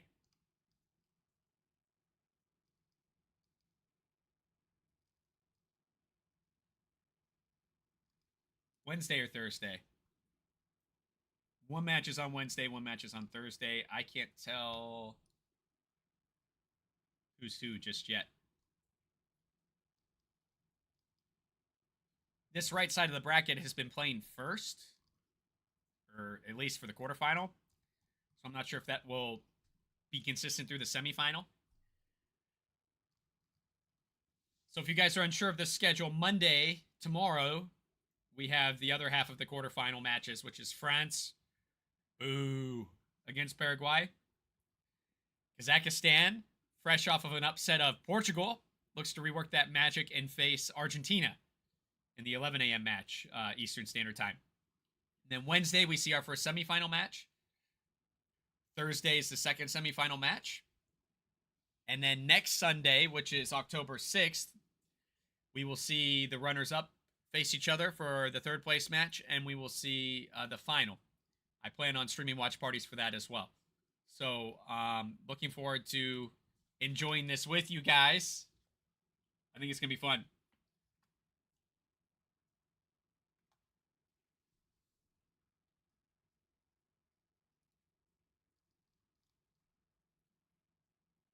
After today, especially after today, I'm not sure we see...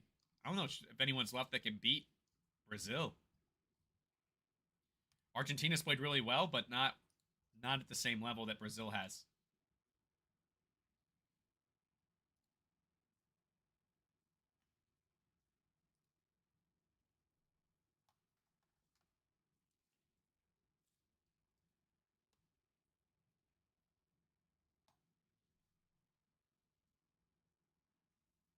What will happen?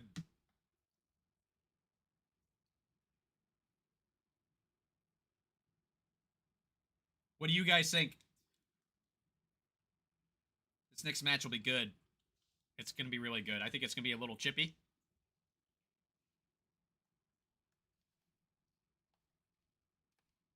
Ukraine started their tournament off slow. They certainly underdogs against Argentina, but shouldn't have lost by as much as they did. So people right away had some concerns about them, but they've seemed to turn that around and haven't looked back since. Venezuela punching way above their weight and have been really entertaining to watch, giving 100% absolutely everything they've got. I mean, playing to exhaustion, collapsing on the court to stay in this tournament. You gotta admire what they're doing.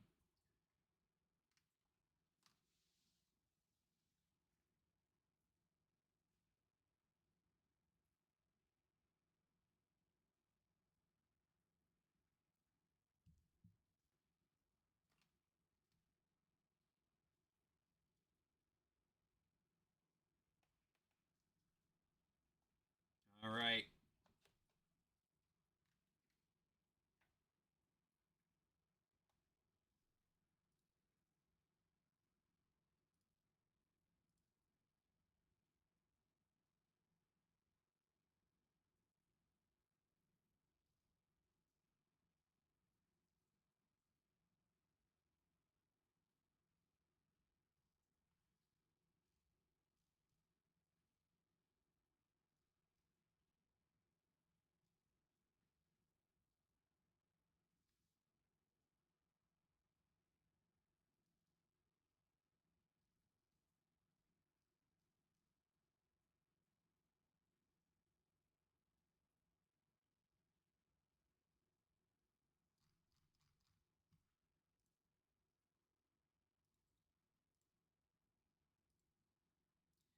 See if I can find something for us to watch in the meantime for this last couple 20 minutes.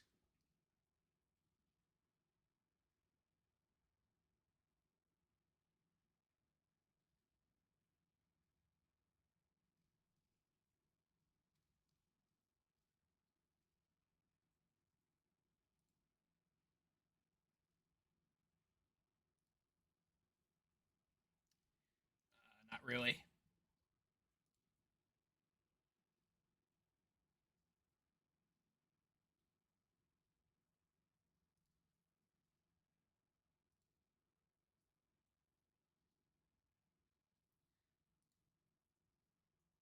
Looks like Kings League is playing.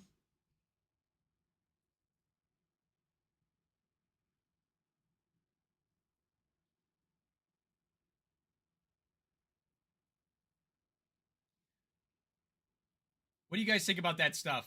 Some of these more offshoots that we see of the small sided game. You know, you've got TST, you've got Kings League, and they've got a crazy following and a unique platform, which I think makes them really interesting to the younger generations of fans. Um, just curious what people think. Does it take away from futsal? Does it help that people are watching more of the small sided game? This Kings League match right now on YouTube has almost 25,000 people watching it. And a very unique fan experience. Very interactive fan experience if you're watching online.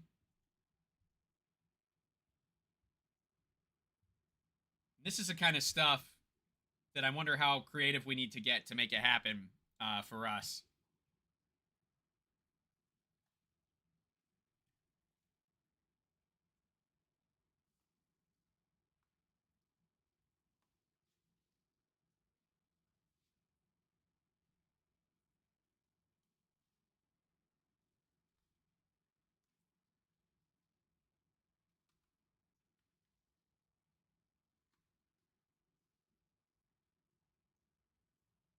Uh-oh. I might be done eating. Looks like my baby's up.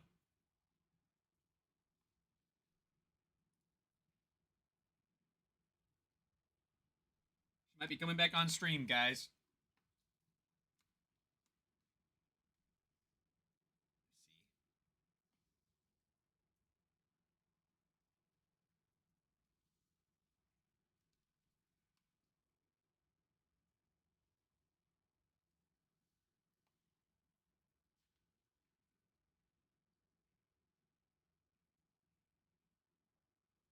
All right. Yep. All right, I'm going to go start a bottle for the baby. So it's going to be a chair stream for a little bit. Then I'll come back down with her here in a little bit. And by the time we do that, we're getting close to game time. So we'll get to enjoy this Ukraine-Venezuela match. I'll see you guys in a little bit.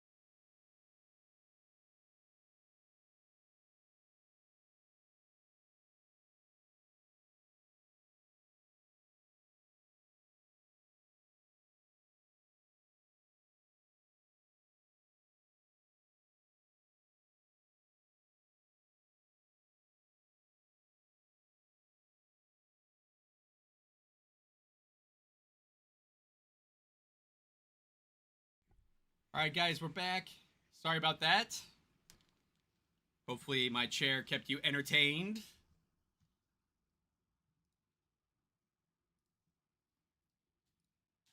All right, let's start setting up.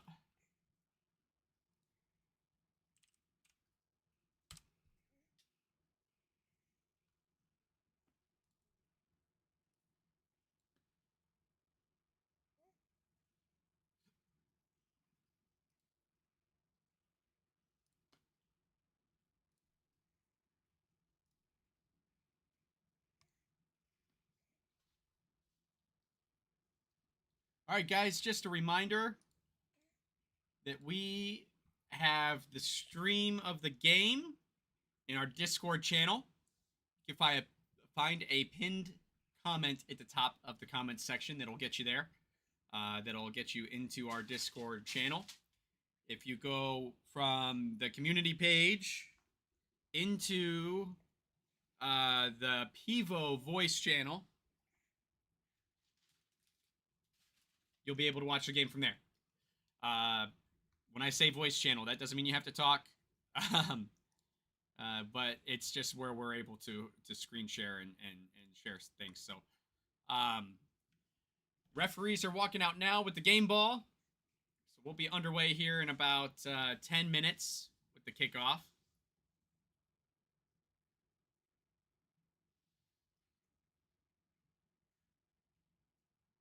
Ukraine, Venezuela, starting to enter the court. These Venezuelan guys, man, you gotta have so much admiration for what they've done and what they're doing.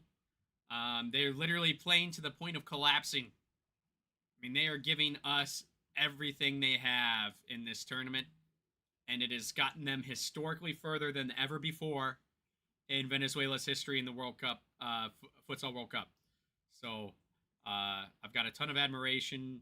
I always love cheering for an underdog, as you guys could probably tell for my last pick, as well as in general if you watch this channel. If I don't have a country I have ties to involved, I tend to go with the underdog. So Venezuela, heavy underdogs in this one to Ukraine.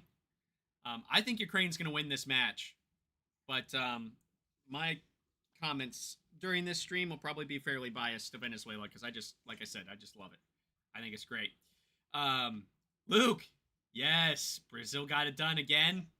Now they get to enjoy this match and see who they get to play on Wednesday or Thursday here on the latter end of the week. Brazil's so tough. Such a good squad. So much quality. I mean, it's looking pretty comprehensive that they're going to get their sixth. Yeah. Baby's back with me as well, guys, so there is a chance that you hear some noises in the background. I apologize ahead of time for that. Is that for me? I think you should have that.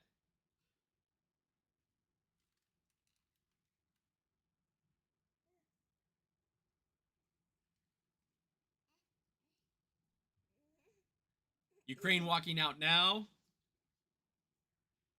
Looks like they got a pretty good fan base in the building today.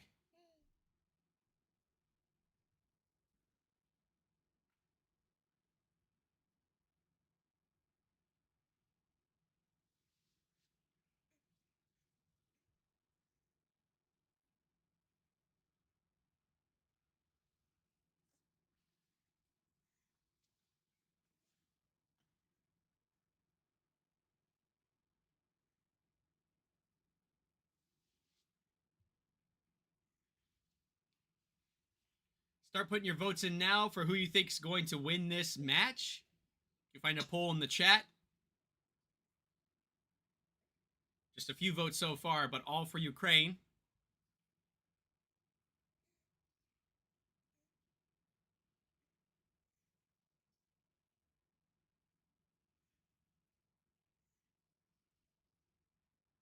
This will be a really entertaining match, I believe. And it's quarterfinal time, so it's all quality. but this feels good.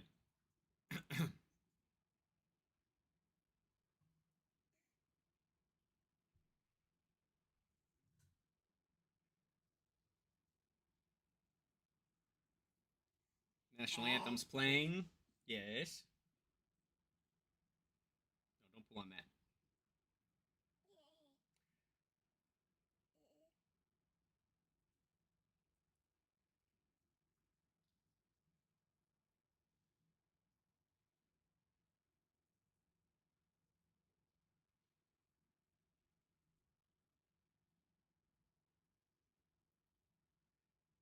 Any takes, guys? What do you think heading into this one? Who's your favorite? Tell me why. Tell me what you're liking.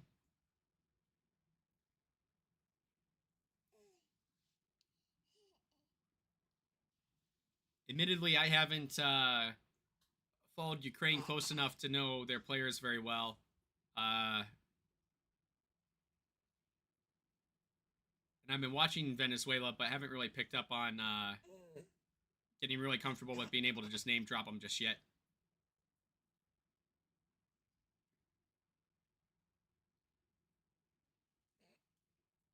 Hey, why don't you focus down there? Finish that bottle so we can move on.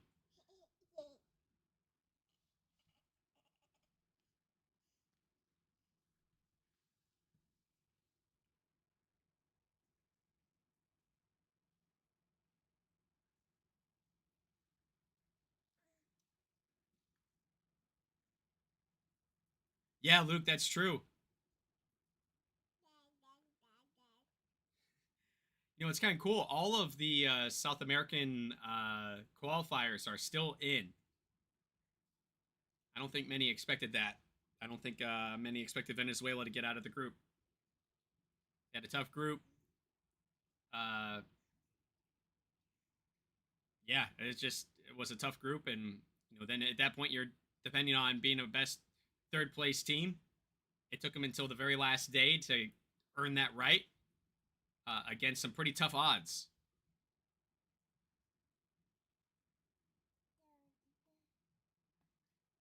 Yeah.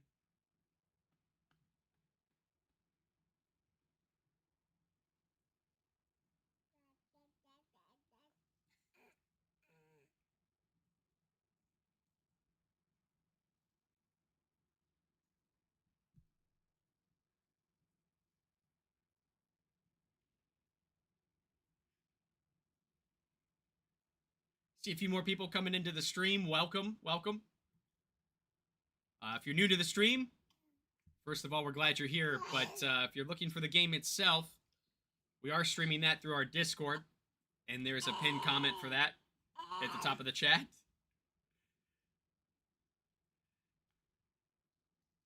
Here we'll be doing our watch party and just kind of chatting about the game. So if you can only do one or the other, choose your preference. I totally understand. But because of the way YouTube does things, we cannot show the game here safely.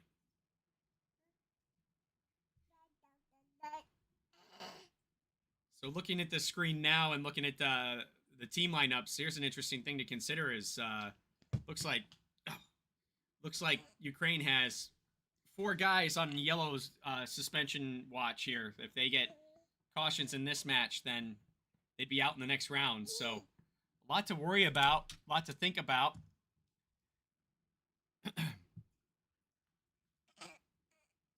Are you making fun of me? Yeah, a lot of factors there. Kiddo.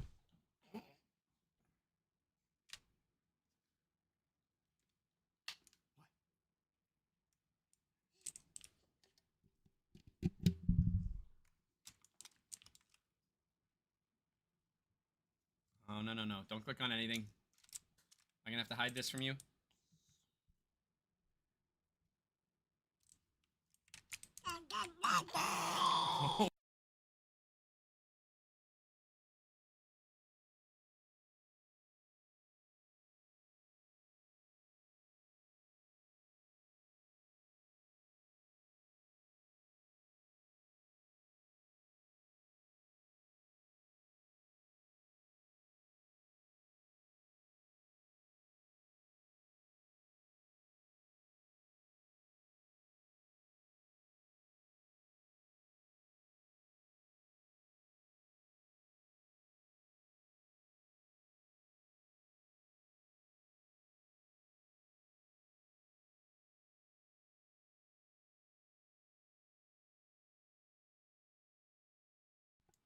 All right, looks like Venezuela is getting the ball first here after the coin toss.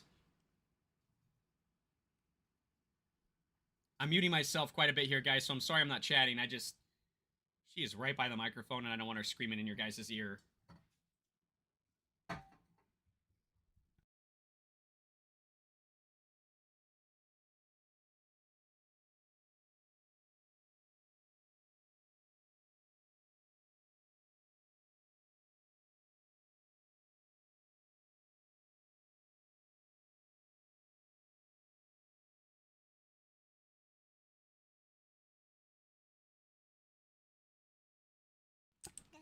Oh, looks like some smelling salts to get started for Ukraine.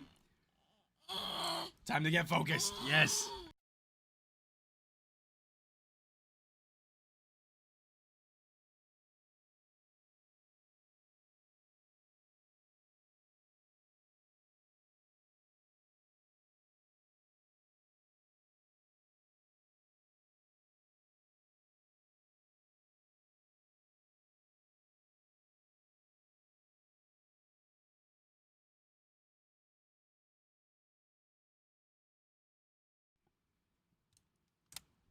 Whoa, whoa, whoa, whoa, whoa. And we are underway. Oh, just kidding. They want to redo. Here we go. Venezuela on the ball to start us off. Want to play with this? Play something that doesn't turn off my stream. Ukraine now on the ball. Here we go.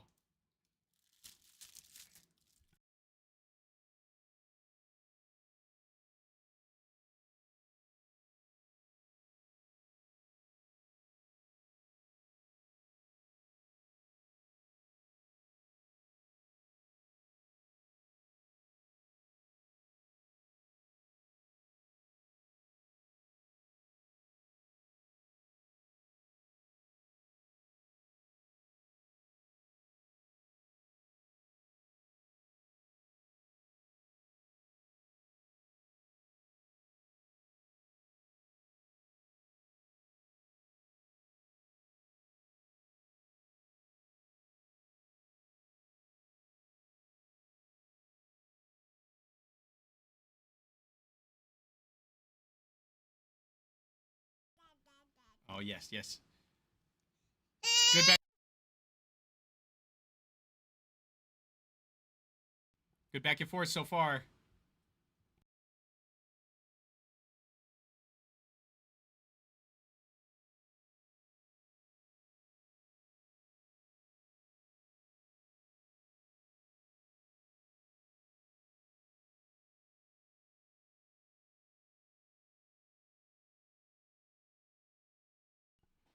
All right, I'm solo again. Now we could go full bore here.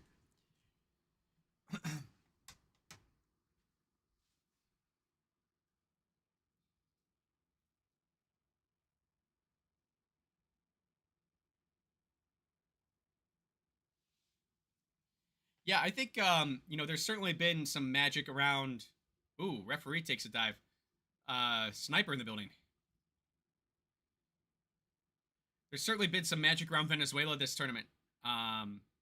They've been that really fun underdog that's really shaking things up.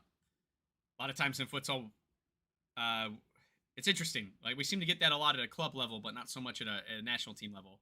So when it happens, it's extra special, especially on a big stage like this. And this has been really cool to watch them play. I just don't think. I don't know if they can continue to sustain the way they're playing. I mean, they are giving absolutely everything every single game, which is what makes them so fun to cheer for and to root for. But, you're in your quarterfinal round here. How long can you keep this up? And we've seen so many of these plucky underdog teams. They have a really good first half, but they can't put a whole game together. Venezuela's found a way to put a whole game together. So I'm curious if they can keep that going.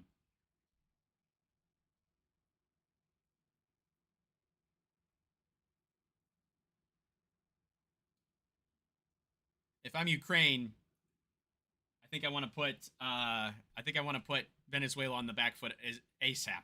Like we need to punch one in early. Let's kill this tournament momentum that they have and control this game. Make them chase us. That's what I'm thinking if I'm Ukraine. And if I'm Venezuela, of course, anytime you can score early, you want to. But if you're Venezuela, if you're holding off Ukraine and getting quality chances, even if you're not scoring, you got to feel like your confidence is at a high level, and that you're doing a good job riding this thing out.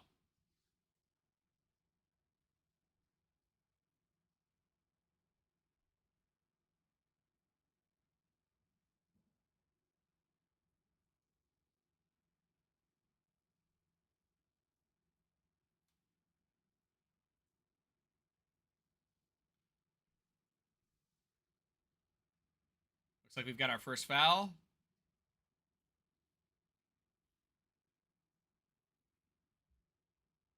Venezuela with the restart.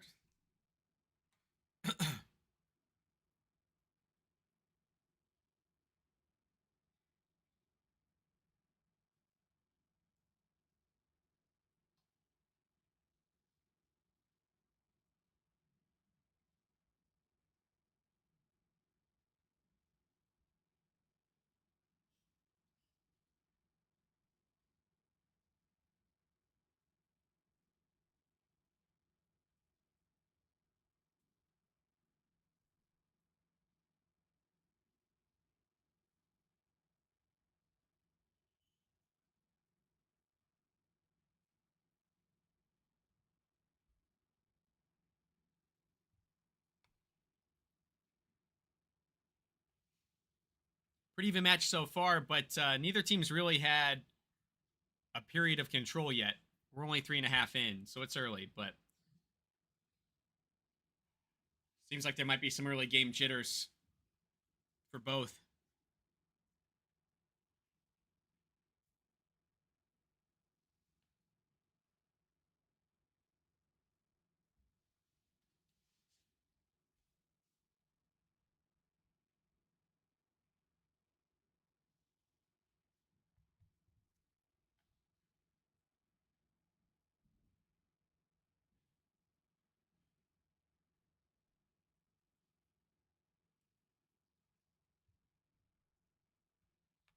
I'd like to see one of these teams put together a sequence. I don't think we've seen a full sequence from anybody.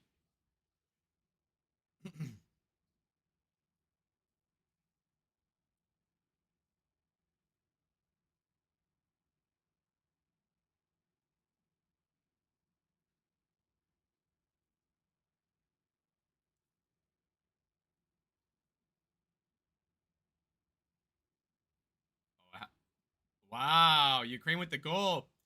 That looked out of bounds for a minute. Look at the crowd. Looks like they got a good little following of fans out there. 1-0.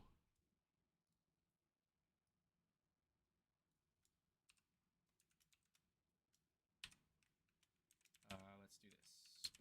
Here, video. Here comes the VS.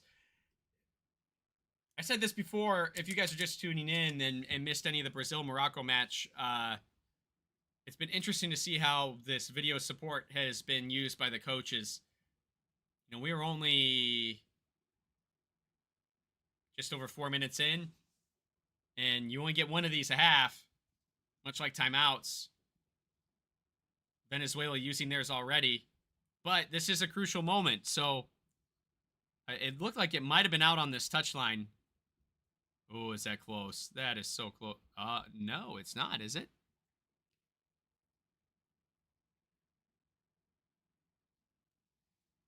Sorry, you guys are getting a bunch of my forehead here because I'm trying to see what they're seeing. Man, that's close.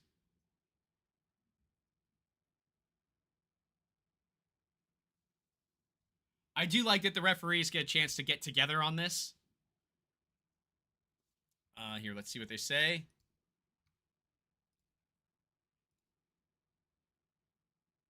Stays a goal. So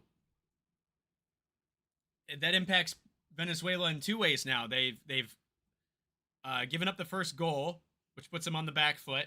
but also they've lost their video support challenge for anything else that happens this half. I now they're really on the back foot in a lot of ways. Great goal, great play by Ukraine.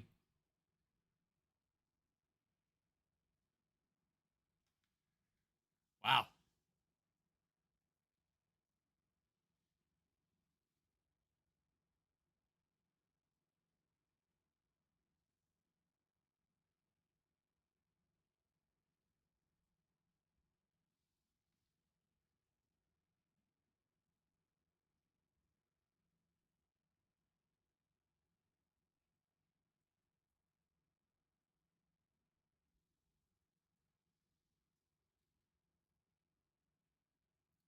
So Ukraine now can't stop, right? They got to keep pushing, keep it going. Do not let Venezuela back in this match. Find a way to put them away early and kind of silence them. You know they're plucky. You know they're hard to put down. And just like that. Oh, good save by the Ukrainian keeper. Counterattack the other way. Snuffed out.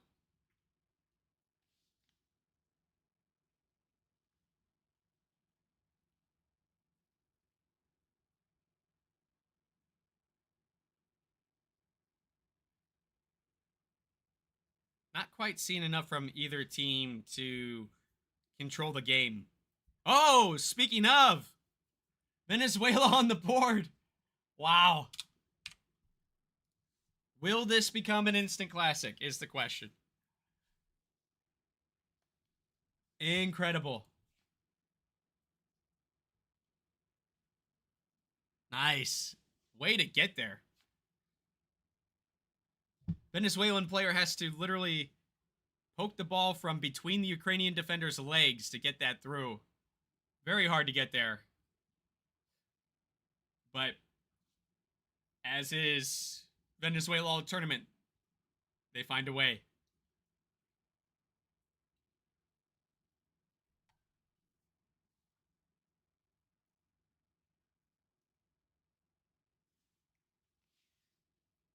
Pretty awesome stuff.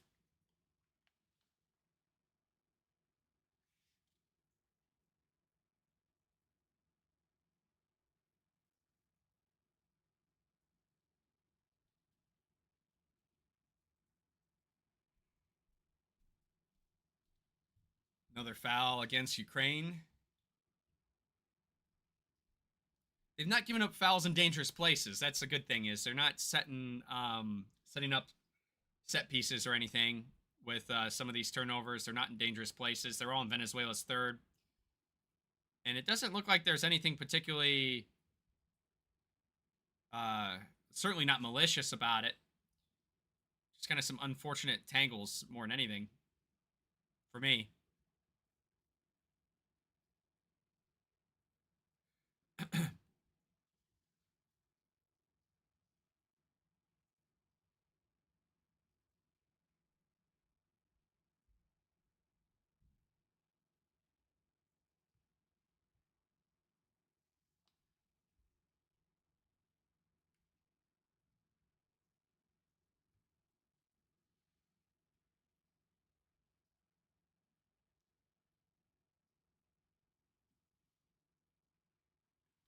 Save.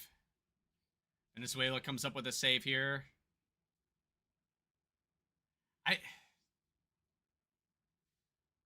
Again, I know I've said it a few times now, but neither team's held onto the ball long enough to feel dangerous to me. I mean, it's been a couple of passes at most at a time. No one's really controlling the game just yet.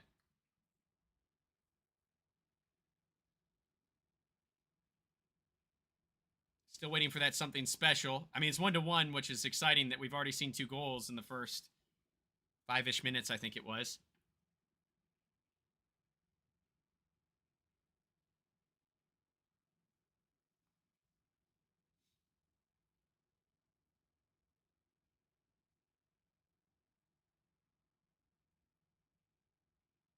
Whew. Wow, what a shot.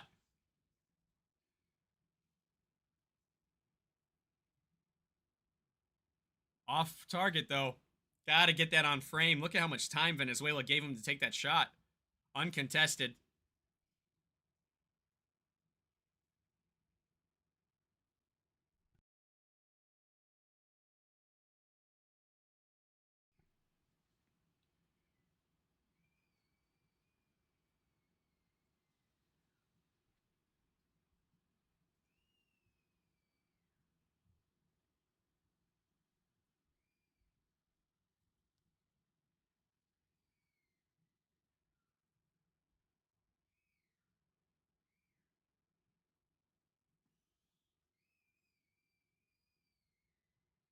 See what we got here.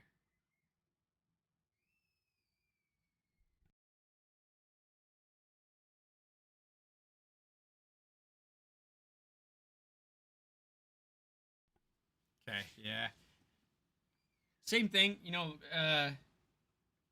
doesn't look malicious in any way, or just bad timing, a little bit of a tangle up.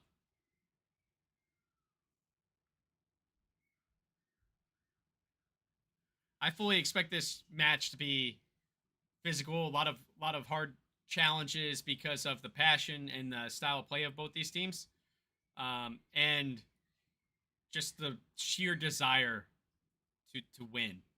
Not to say that we haven't seen that already, but I think Venezuela and Ukraine both feel like they have something to prove.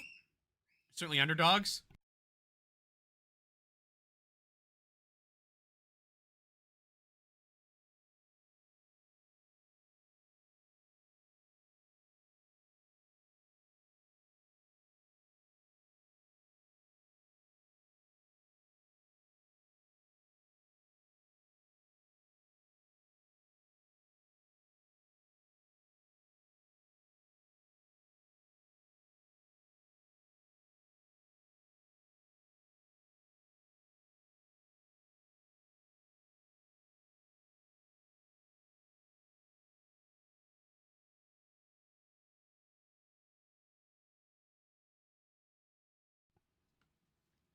What do you guys think so far?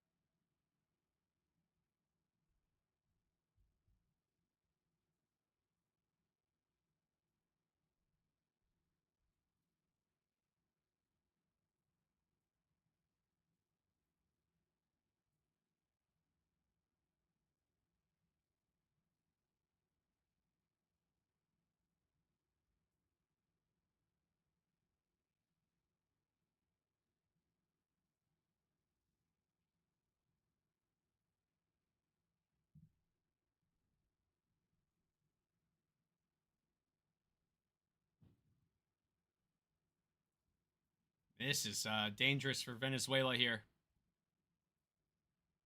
See if Ukraine can make it happen. Good defense. Back post man is the hero.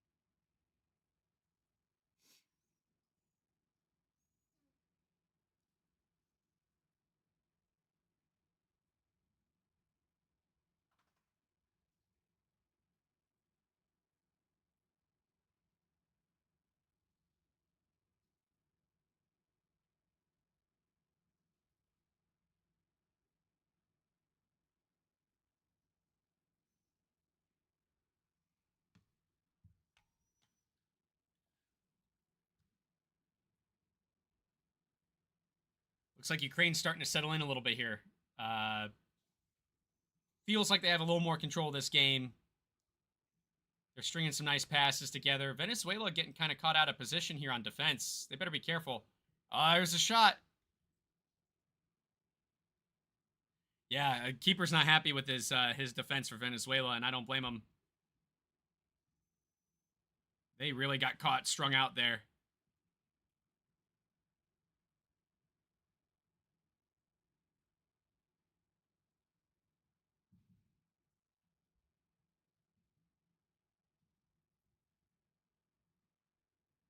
This is a nice run of play. Nice cut. Great shot.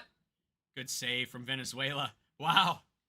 Yeah, see, this is what I've been waiting for, is to see who settles in first. It looks like it's going to be Ukraine. Venezuela still feels a little rushed in their efforts and in their play. Ooh. Possible injury here for the Venezuelan keeper.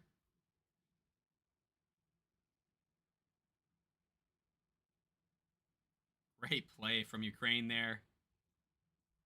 He just took that shot head on in the calf. I wonder if he pulled a cramp from that. Great cut. Great poke. Couple pretty solid chances here for Ukraine in a row.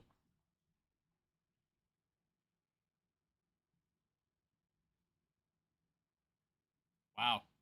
Wow. It's all Ukraine the last couple minutes here. Venezuela's got to figure out a way to get a handle on this thing. Great play as well. Screen the keeper there with the back pass and then jumping to let that ball through. Great reactions from Venezuela. Ooh. What looked like a simple clearance turned into something that made the Ukrainian keeper sweat a little bit, but luckily it was off frame.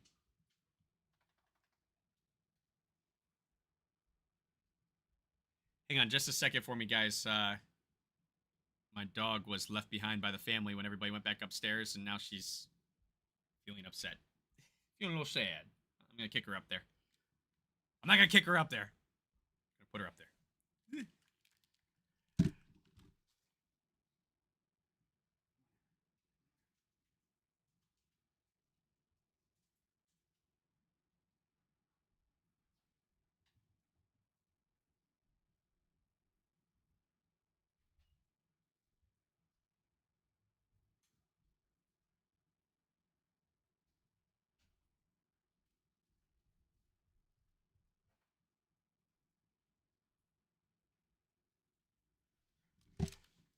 All right. Sorry about that, guys. I know there's been a lot of interruptions today. Not a very good streamer, am I?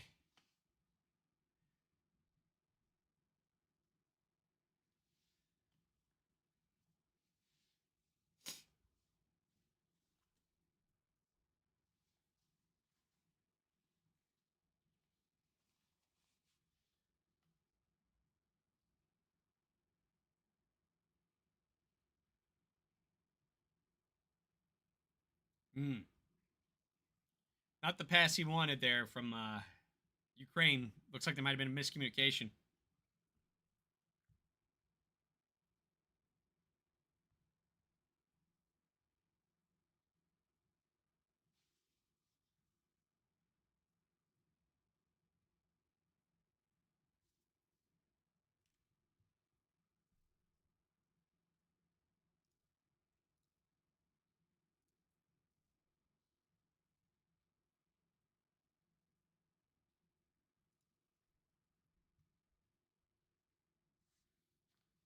About 9 minutes to go in the half.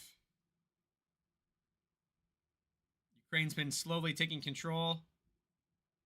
Venezuela's doing everything they can to pressure them out of that comfort that they've had.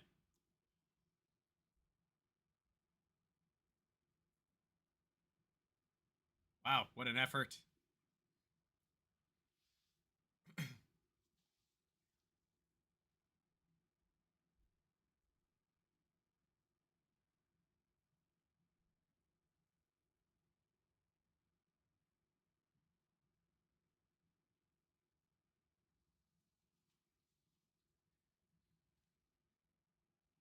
Here we go. Venezuela now. Ooh. Bad turnover.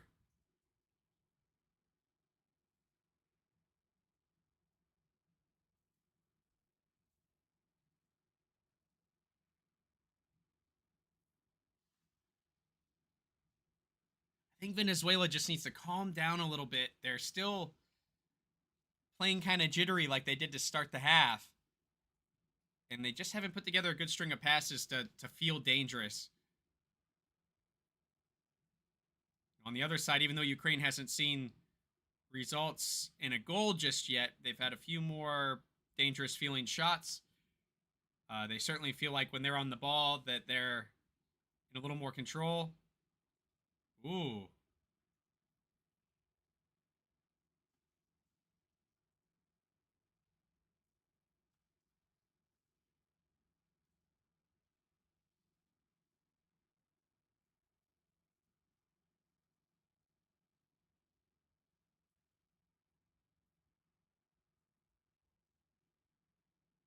Looks like a miscue there, but Ukraine not punished for it.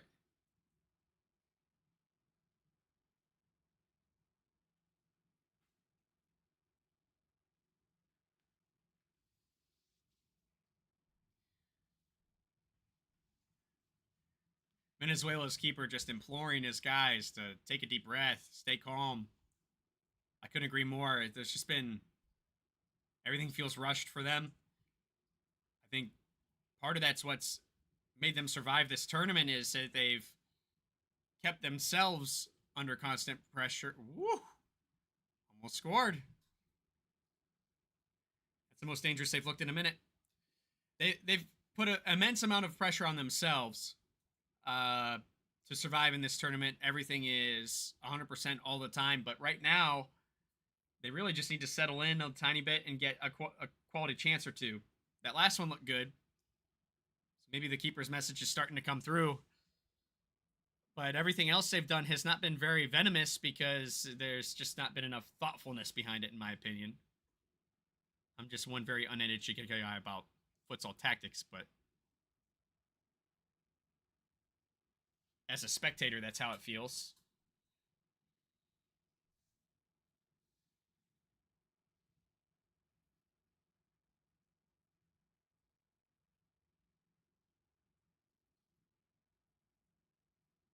What do we got here?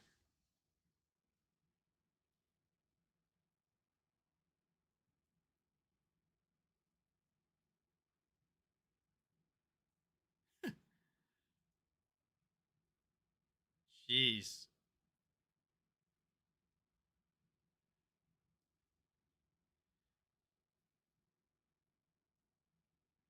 Very dangerous spot to give up the foul for Venezuela. Unfortunate, I think on that one he lost his balance more than anything. But regardless, the end result is the same and it's called. It's a foul. I think it should be.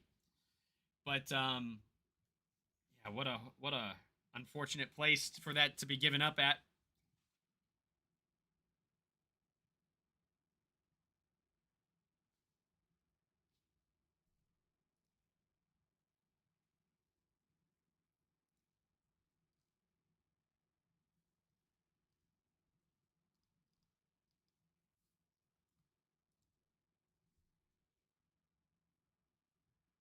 Save.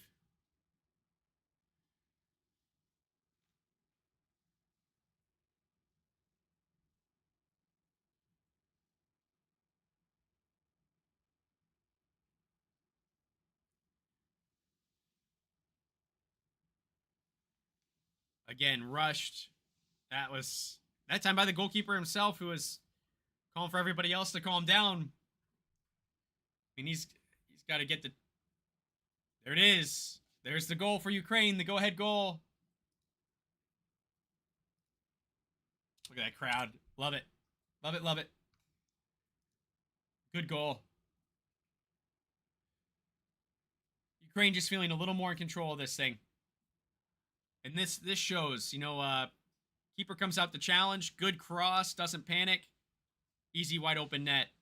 I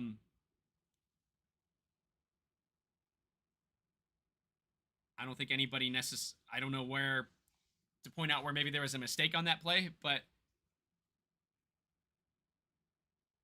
Ukraine just being calm, cool, collected, and making sure that they make a difference. Making the most of the chance. I love it. Love it, love it. Great play.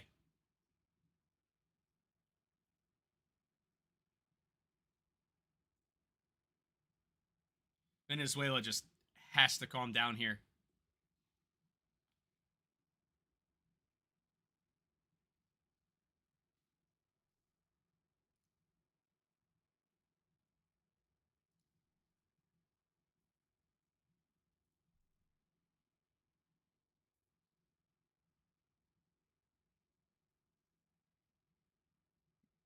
Maybe not this much. That got a little sketchy for a minute.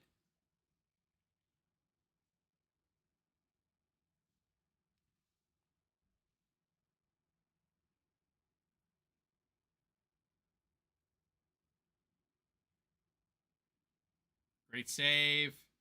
Great shot. Ukraine really in control at the moment.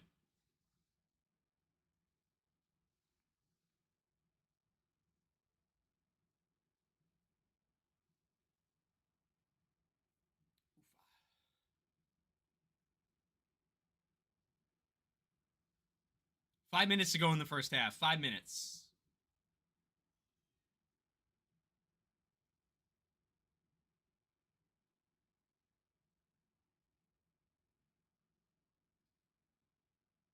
Great turn. Great shot. Goal on the putback. 3-1 Ukraine.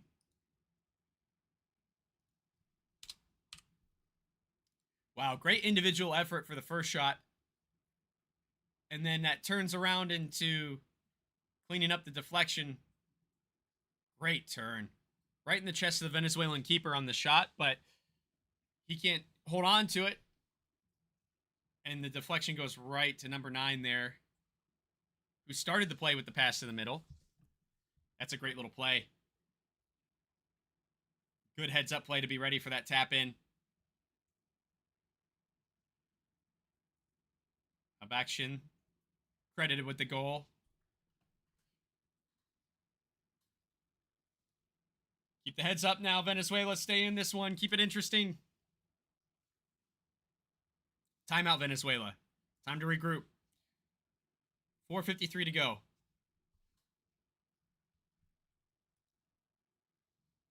I want to thank you guys as well while we have this little break very much for us hitting 250 subs last week.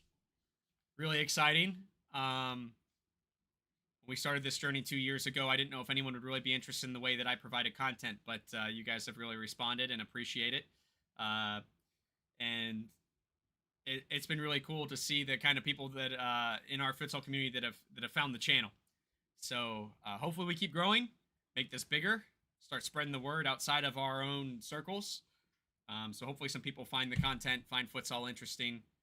Maybe they find something we're doing here community-wise captivating, and we can continue to do what we're doing here. So thank you guys for your support. I really appreciate it.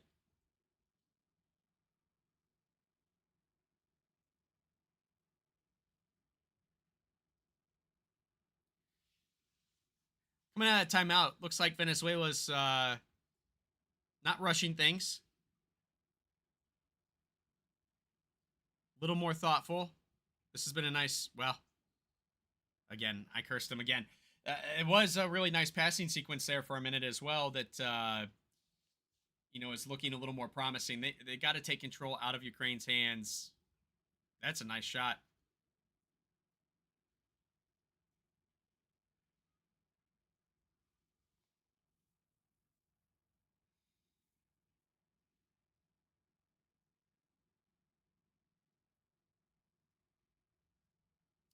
Oh, chance at a counter here, Venezuela.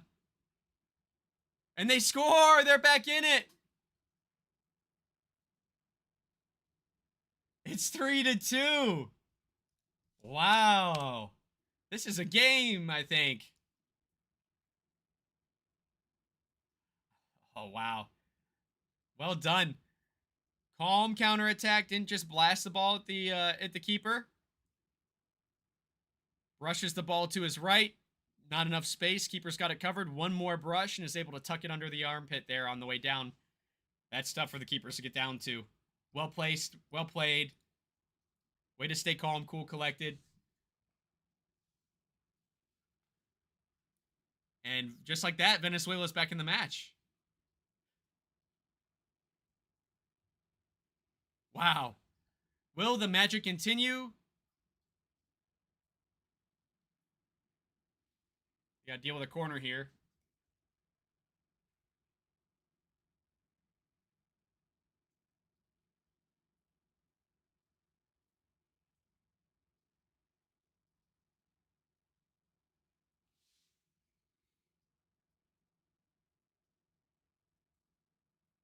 Here we go. It's potential counter. Couldn't quite break loose, but Venezuela's in a dangerous place here with a kick in. What a game.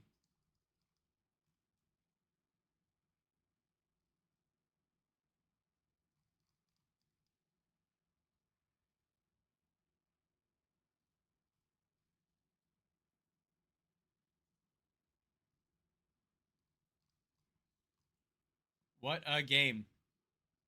Whoa. Whoa. And the complications continue. 3-3. 3-3. Guys, what a match. Oh, this is futsal, man. I need a "This is Sparta" meme that says "This is futsal." Somebody work on that. 3-3 Ukraine now at the timeout. What a crazy swing. Luke, you're right. Yeah, first I was thinking the same thing is, Venezuela was still in a bit of panic mode. Early game jitters lasted way too long. I think part of that is because of the nature of how they've had to survive in this tournament, but they've played very plucky to survive and to continue on. And the Cinderella run is still very much alive here in the first half of the quarterfinal. They came out of that timeout and looked completely different. That timeout by the coach, I don't know what he said. I could tell it was passionate, but the message was clearly received because his team came out looking a lot more collected. Oh, foul in a dangerous place here on. Yeah, if that arm wasn't up, I don't think. Is this where the momentum swing really happens? So I talked about the yellow card trouble for Ukraine going into this. So number 3 here is Fed. Oh, I'm sure I'm butchering his name. Yeah, a little soft. But if Ukraine makes it through, he will not compete against Brazil now. You don't want to be losing your top players right as you're about to face Brazil. Oh, almost 4-3 for Venezuela. I did not expect this to be this tight. I mean, I was, like I said in the beginning, I'm turning into a Venezuela fan this tournament very quickly, but thought Ukraine would handle business fairly quickly. They kind of did, and then let Venezuela back in it. Or Venezuela forced their way back in it, depending on how you want to look at that. Goodness sakes. Oh, wow. Heck of an effort there.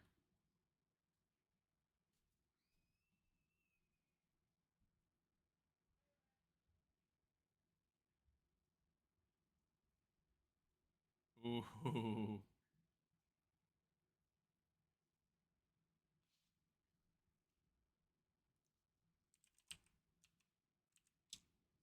Let me do this real quick.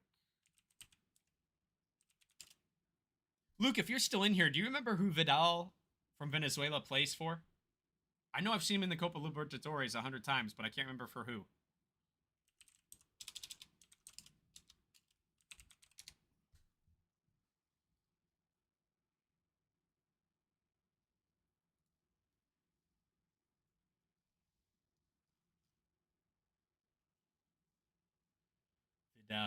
Vidal. Alfredo Vidal, I believe.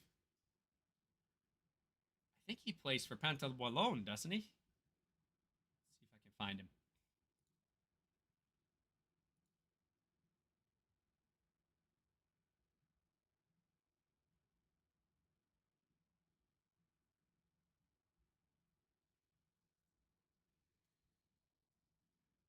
Oh, am I too quiet?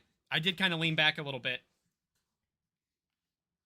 Let me scoot back in. I had a dog under my desk, but not anymore. Does that sound better?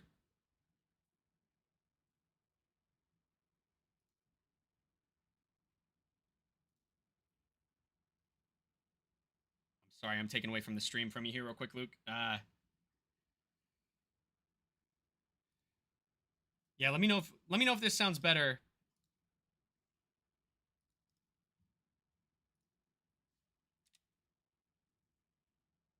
If not, I'll start making adjustments.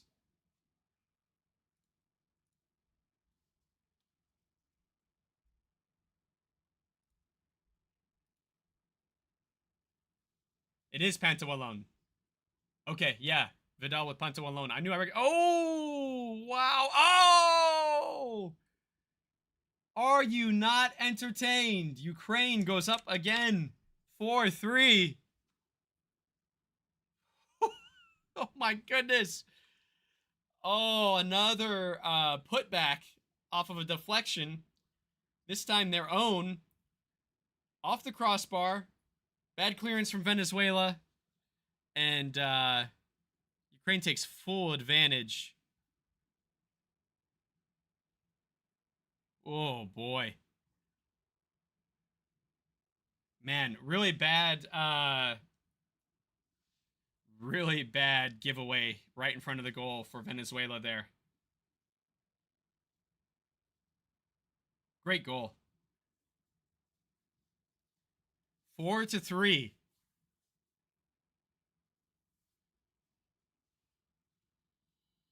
Venezuela's not been ahead yet in this match. But I think that we've had 3 go-ahead goals and 2 tying goals so far. Not a bad idea. Nobody on him. Bakshian, he's been in on a lot of offensive plays. He's been very dangerous. He's been a part of a couple of goals now, I think. At least 2 that I can think of right off the top of my head. Possibly 3. And you leave him wide open on the touchline. That's bold.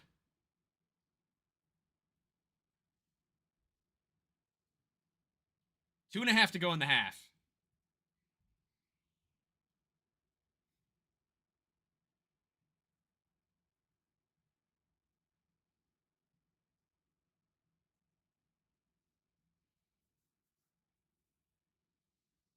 Yeah, Luke, this is a goal fest. It really is. When you watch, when you look at who's playing today, like Brazil and Morocco, both very offensively minded teams. High flying, high power. Who'd have guessed that Venezuela, Ukraine would be the one that was flooded with goal highlights?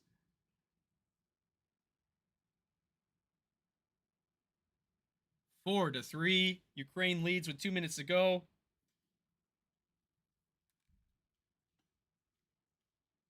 And now they're on the ball.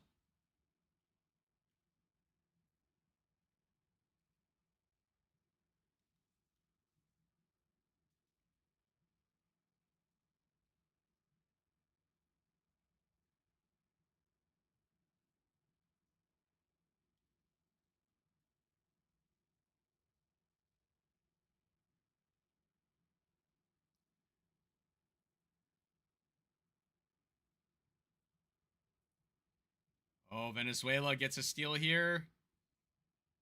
Long range shot. Not enough help for a counter. All 4 of the Ukrainian guys were back. So it was a 2-on-5 if you're counting the keeper. Look for that poke near post. A corner. Keeper got a piece of that. I thought he just missed the frame.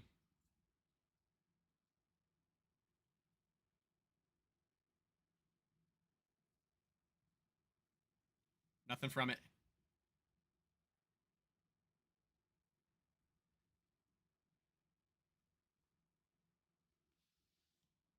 This is a hell of a game. For different reasons than the Morocco-Brazil one was.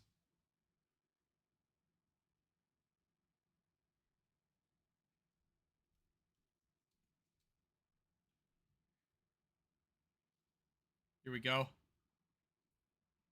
Some good back and forth here. Ukraine looking for a counter. Can't get it.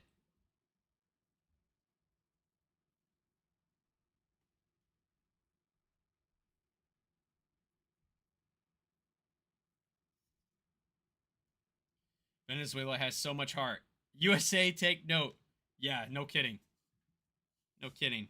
Unfortunately, the people that need to take note of that, Luke, are the organization. And they will not. They're not paying attention. Pretty clear in the way that we've handled our time off from this World Cup. That they don't even know what they're doing. They either don't know what they're doing or they're panicking. Either way, it's sad.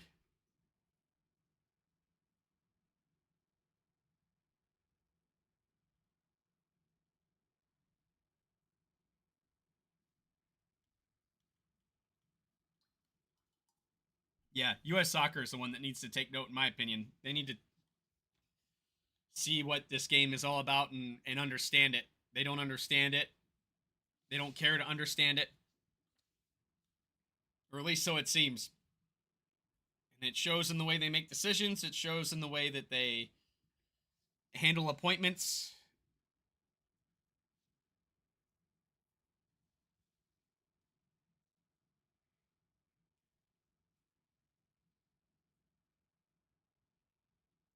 You know, that's one thing from being at the AGM with Dushan over the weekend is we learned a lot about just some of the backstory. You know, some of it's not, oh, what a great goal. What a great goal for Ukraine. 5-3. They're up by 2 again. For the second time this half.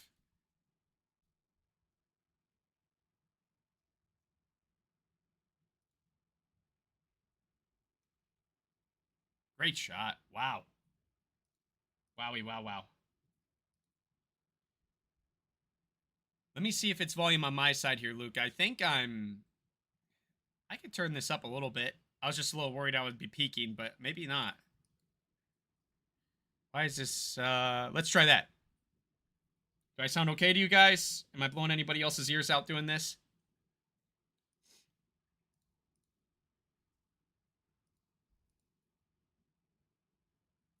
$15 seconds to go. Getting a little bit back to that crazy play we saw to start the half. Oh, 5th foul for Ukraine. Luckily, only 6 seconds left. They shouldn't have too many repercussions from this.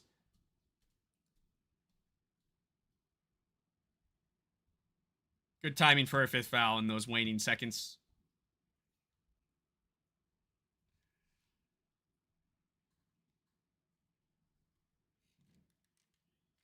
Venezuela's going to need a special set piece here. Let's get some, let's see some momentum shift right before halftime. That's not it. Fixed? Okay, cool. I tuned mine up just a little bit, but not too crazy.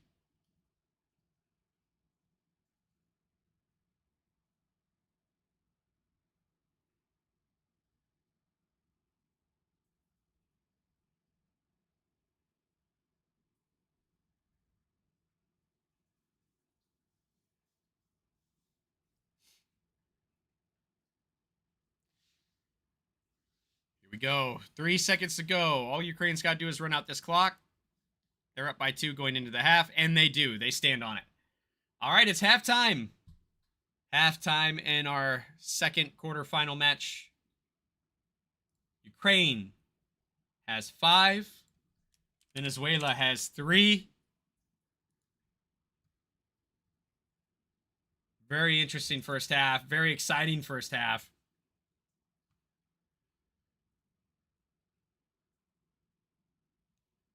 Venezuelan coach not waiting for the locker room. He's having his speech now. He's been so passionate this tournament. His passion's contagious. I think his players feel it.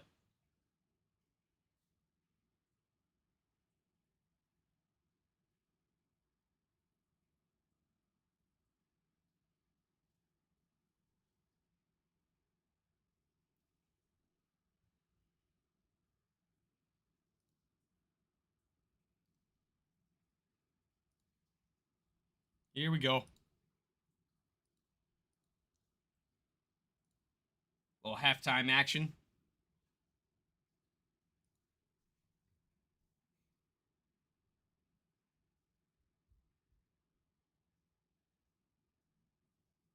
Okay, so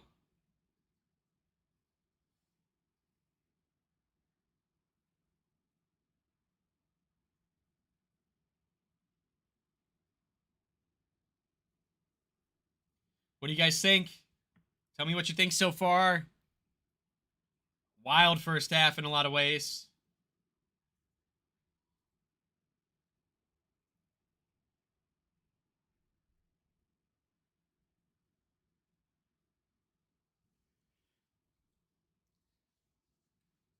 But yeah, watching this from the United States certainly makes you envious of what other people have, doesn't it? Discord is lowering volume. I see. Okay, so what is Discord prioritizing its volume over outside programs?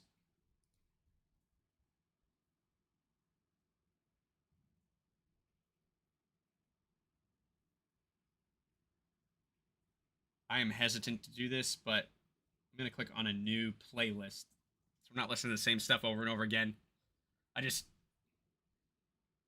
hate to experiment on stream here and then have it have a bunch of curse words or be something weird. We'll keep an eye on it.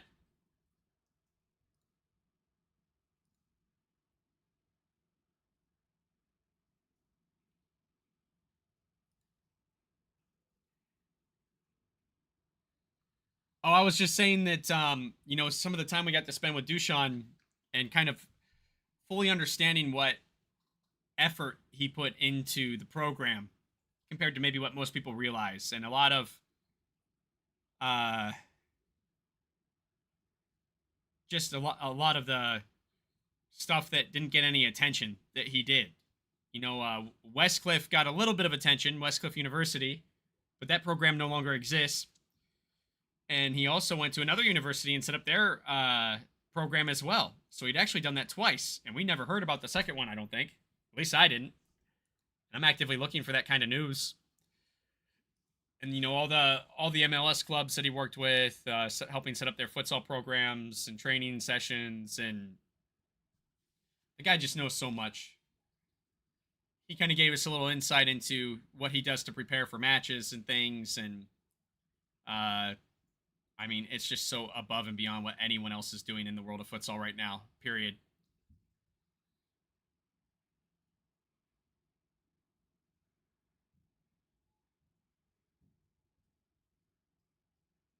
And I'll just tell you, from my perspective, and I've been told I'm not political enough by doing these kinds of things, but I'd rather be transparent with you guys and have real conversations. But I really just detest the current leadership model from the futsal organizations in the United States. I would love for them to prove me wrong, but I've yet to have a conversation with anyone to do so. The world of futsal Iquitos are... Yeah, I should probably stop saying that. Doesn't deserve any attention. I just... we don't protect futsal in this country, and the people who are in charge don't want to. And it's not a conspiracy. That's the truth. We got to overturn these people. We got to find a way to take the power away from them. And the only way we do that, in my opinion, is we have to own our backyard, and we have to pull away from those situations. And that's not easy to do. It's a very tall mountain to climb. But if we really want this thing, and if we really want it to grow, then we have to be willing to do those tough things and rebuild in a lot of ways. And there's just a lot of jamokes that think that they're doing good for futsal, and they're not. I'm extremely inexperienced, so I'm a jamoke in my own way. But I think we need some fresh thinking. I think that beating our heads against the wall, trying to do the same thing over and over again is clearly not working. We need to do something different. FCS is going to change this year. Yeah, make changes here. Yeah, I hope so. I think we got a really good group of team owners that legitimately care about the sport and its growth. And I felt that passion yesterday when I was at the AGM. Um, and I think what's most exciting for me is a lot of young faces in the grand scheme of things as well. Um, Good blend of guys that have been around for a long time and some fresh faces. And I think that that's what we need is for how long things have been around for futsal, the current organizations and things. How is there not? And this really, I think, highlights the problem: is there's not a blend of younger leadership to bring up that's fostering versus the old guard. And this felt a little different to me. This just felt like legit collaboration, legit pulling each other up, working together off the court to make something better. It felt good. It felt good. And I'm still in the honeymoon phase, right? I mean, I just started working with FCS over the summer. Both with our collaborative project with me doing the showcase series, as well as me joining the league staff. And it's all very new. It's easy to say that you're excited and it's fun because no one's had a chance to step on any toes yet. But I do feel really positive about the group we've got. It's going to be exciting. It's going to be fun.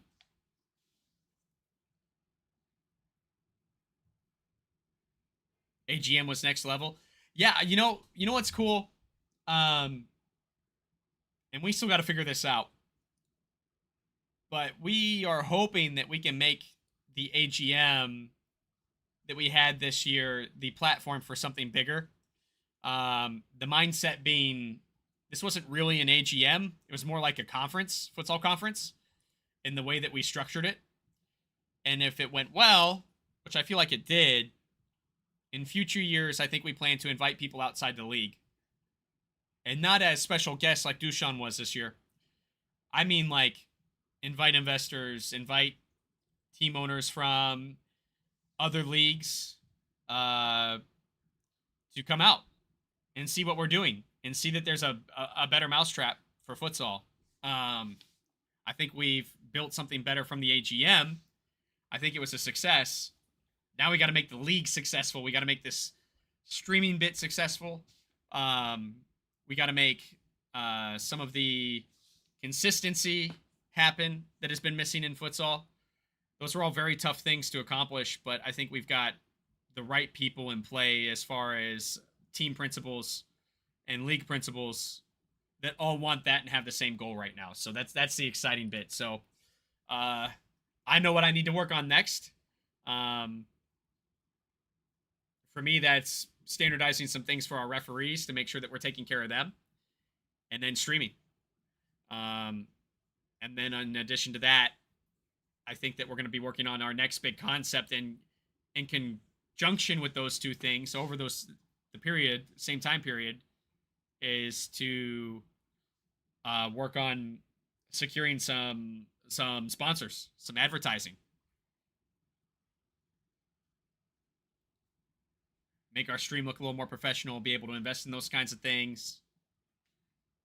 Looks like we're going to have a lot of commentary support this year as well, which is really exciting. That's something I worked on last week. I've got 2 really good commentators lined up. I got to work out their schedule and figure out where there's holes in it to make sure we have everyone covered. But my goal is to have all that covered before the season starts so that this isn't something that's a scramble the week of, the day before.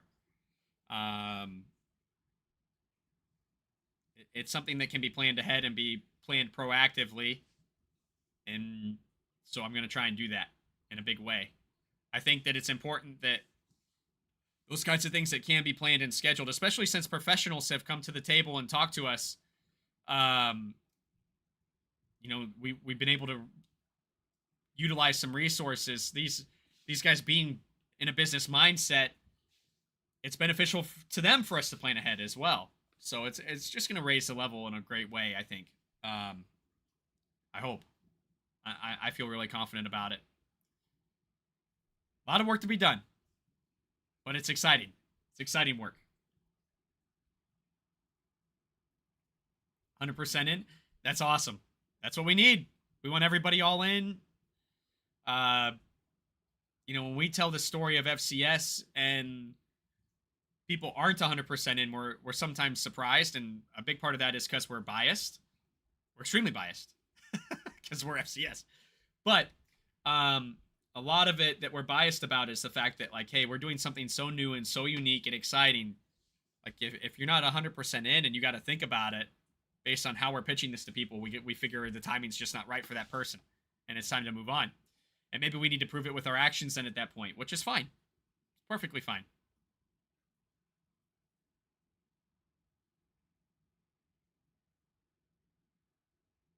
But I think we're in a position where we can really impress a lot of people here right up front.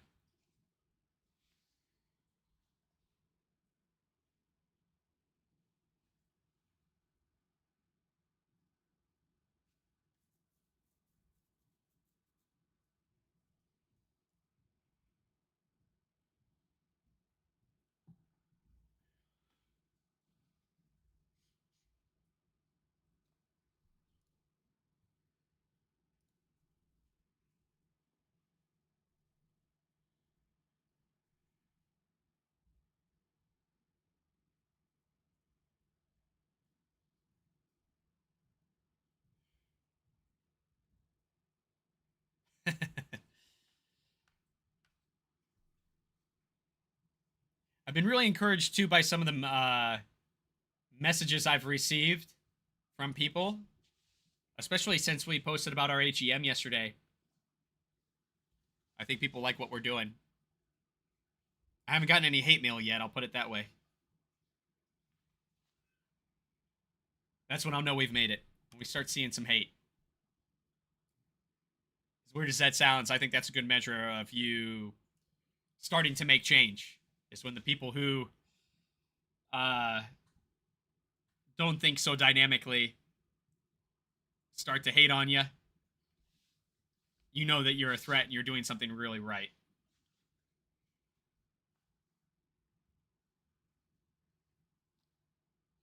And I know for a fact that there's grumblings going on out there about what we're doing and not liking what we're doing and doubt about what we're doing. And that's all fine. We still got to prove ourselves. It's year one. FCS has been around since 2021. It's the first time we've really done things this way.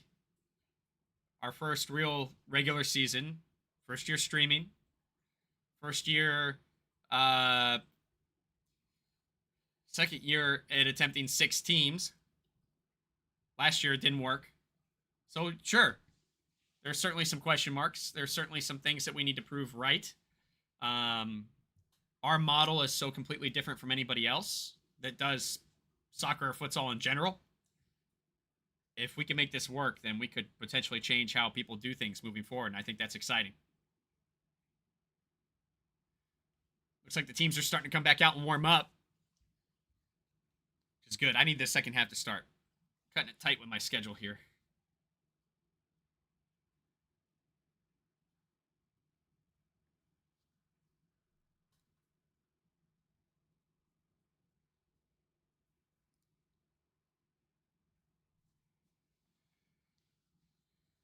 Let's see what the halftime talks did for everybody.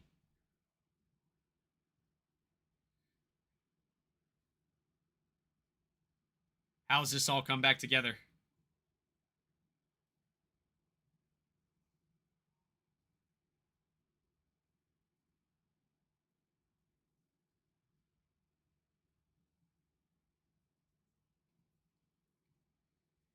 Kickoff nearly underway. And there we go. Second halftime. Ukraine is getting us started. Whoops. Turn that down just a smidge.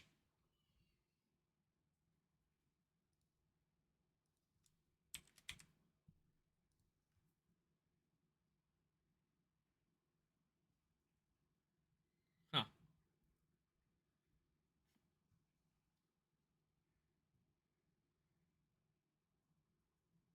Ooh. Ukraine looking dangerous early.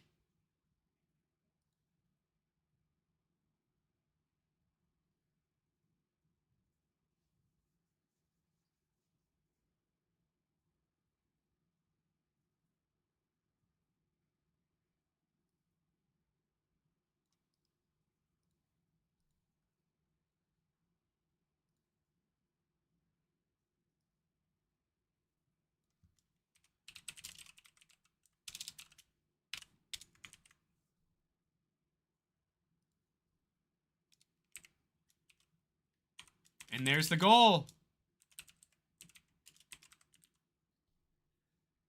Ooh. Caught the keeper way out. Committing to that first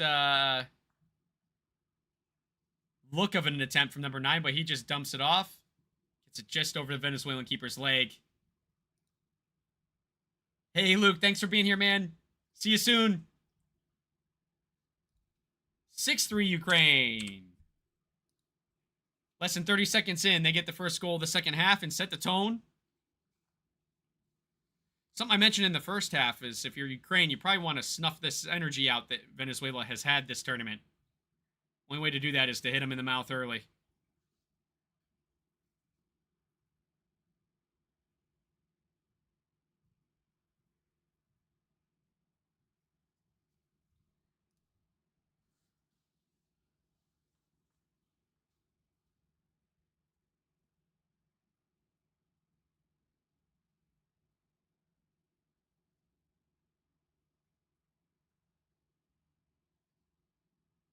Oh, rolls just out of bounds there for Ukraine.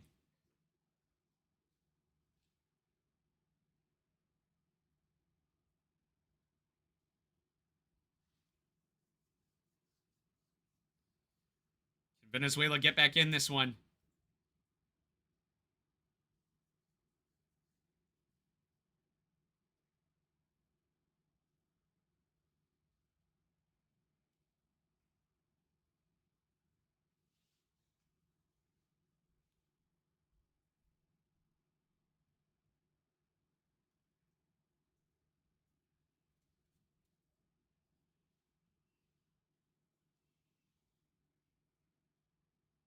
A lot of back and forth in this match.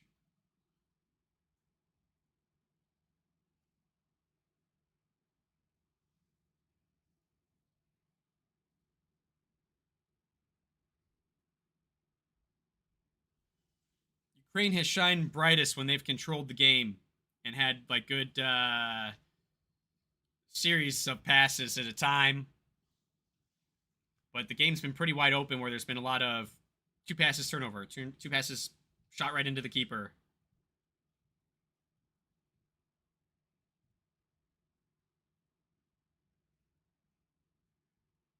Aye.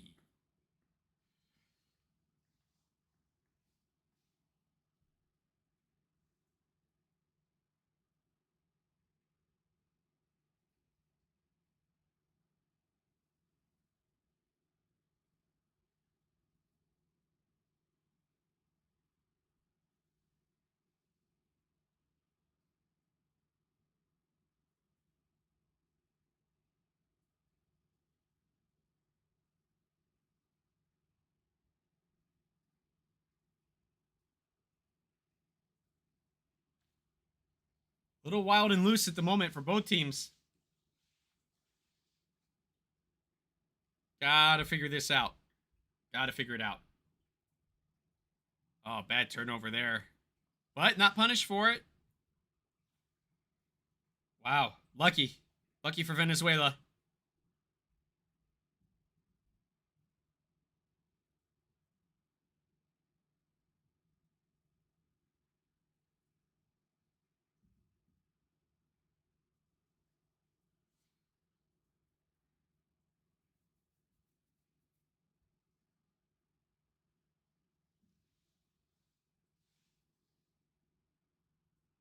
Those second touches for both teams just a little too far away from themselves, and they're inviting the steals.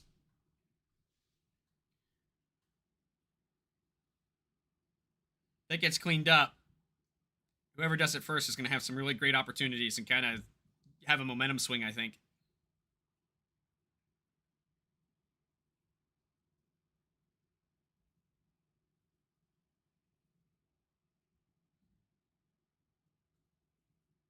A lot of counterattacks not even making it into the final third, too, I've noticed this half.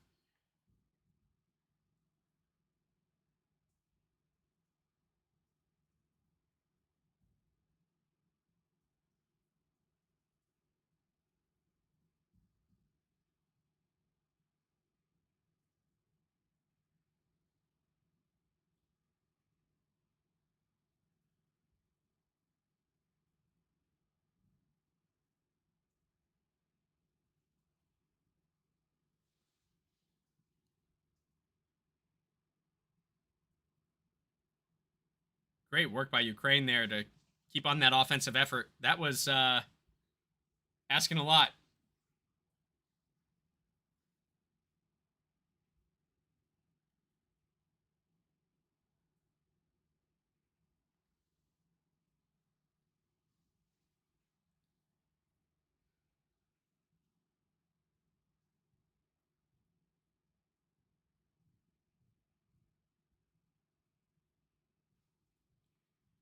Ukraine's starting to get into a rhythm with this passing play here, but high press from Venezuela.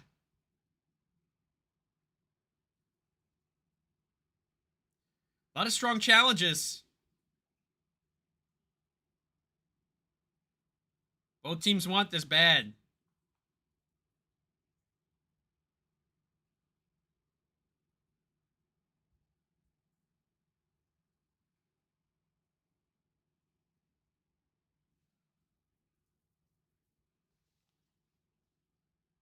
Great lift. Oh, not a bad idea.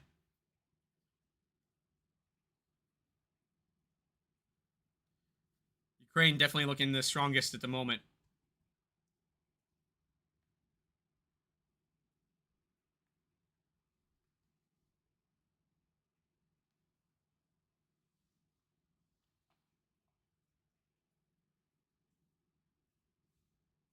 Foul on Venezuela there. Leaning a little too hard in.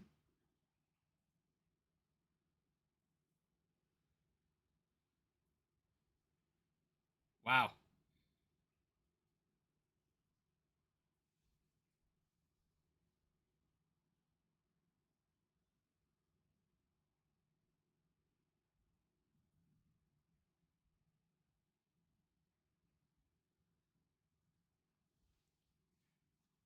Venezuela needs to create something special here. They're still playing a little too rushed.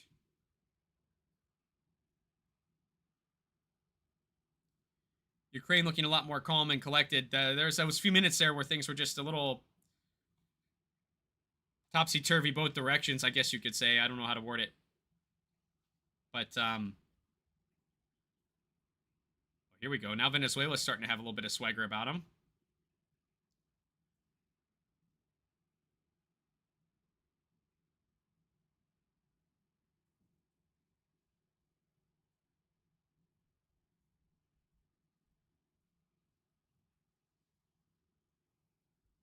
All these counterattacks back and forth, back to back like this, there's just not a lot of thoughtfulness in either the next pass, the next touch. Like, it is very much a rush mentality. Hurry down there and shoot. Hurry down there and shoot. And it's resulting in no opportunity to shoot because they're giving the ball up too early.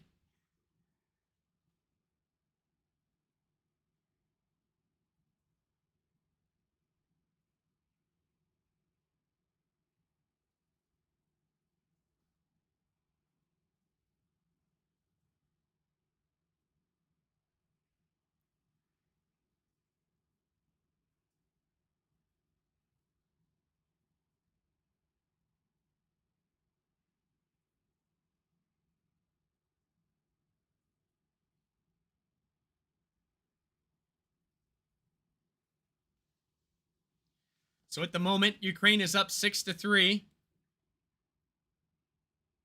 on Venezuela. Venezuela looking to keep their Cinderella story going, but they need to eliminate a 3-goal deficit and get back. At one point, they were down 3-1 and were able to bring it back and tie it 3-3. Ukraine since has had 3 unanswered goals. Is this that second half where the better team is just a little more conditioned and can hang on? And with, you got to think about how much effort Venezuela has put into this World Cup so far. I've mentioned it a couple times, so I apologize to those of you that have been in it for the long haul, but literally playing to exhaustion every game, to a point that they're collapsing on the court. How long is that sustainable for before it catches up to you? Whoa. Everyone on Venezuela was sleeping on that one.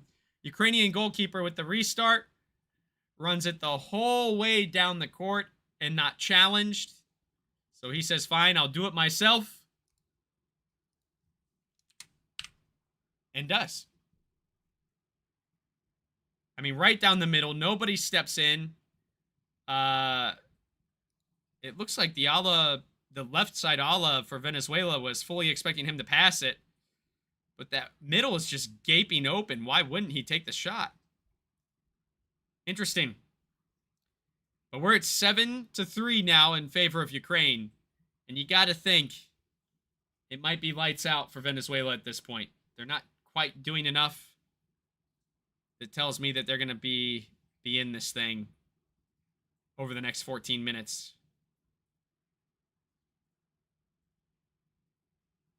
Starting to look for fouls that don't exist.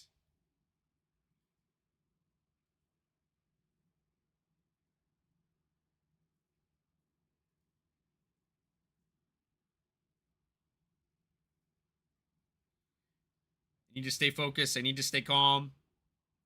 That's what has gotten them success so far in this game.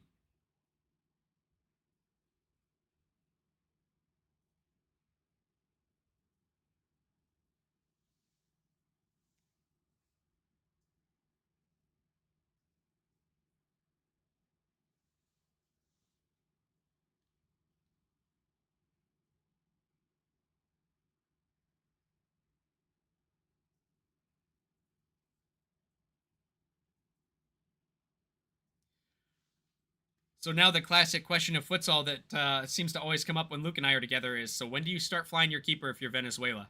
We're just under 13 minutes to go. A lot of time, but you're down 4. At what point do you say, okay, we got to provide some extra pressure up front?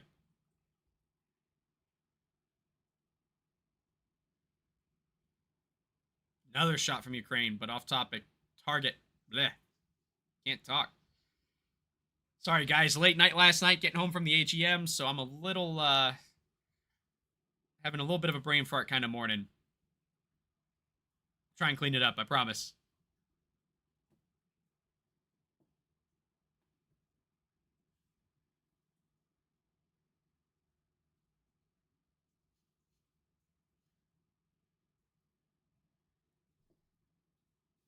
Venezuela still playing hard. Counterattack was resisted by Ukraine. Rolls out for, I can't tell if that's a corner or a kick in the corner area here. It is a corner. And fifth attacker on the court for Venezuela. They're going to start flying the keeper. Little safer approach to flying the keeper compared to what we saw from Morocco. Looks like this fifth attacker is staying on the side of the benches for an easy switch back to the main keeper. And he's playing more as one of the anchor players, not up at the top. Ooh. Ukrainian keeper does not skip leg day as he boots that ball way out the back.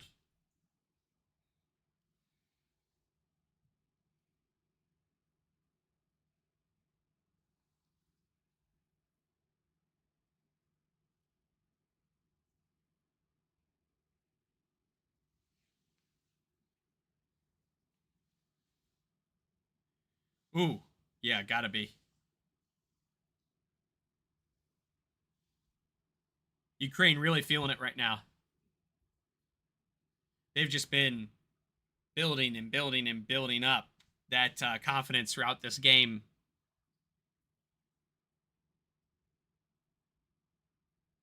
They're getting each other excited. You know, their energy's been contagious for each other.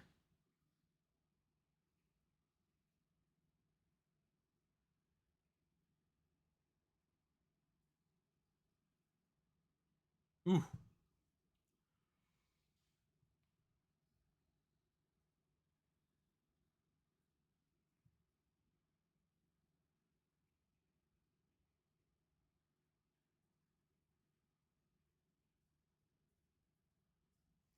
Ukrainian player is holding his back. I can't tell. Did he take an elbow in the kidney or something? I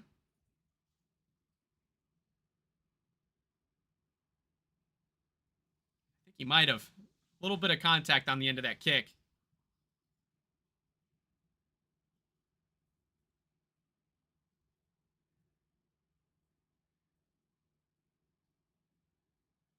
11 and a half to go.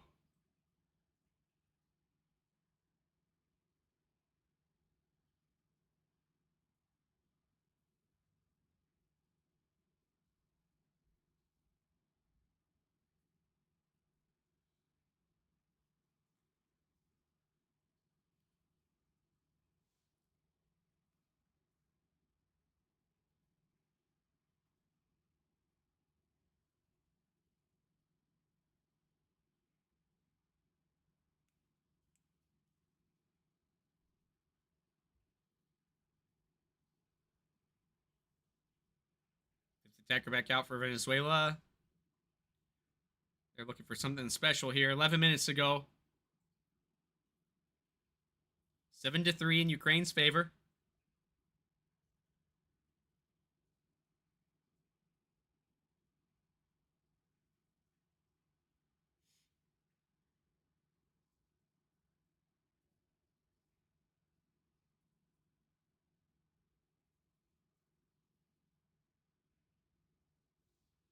They need something special here for sure.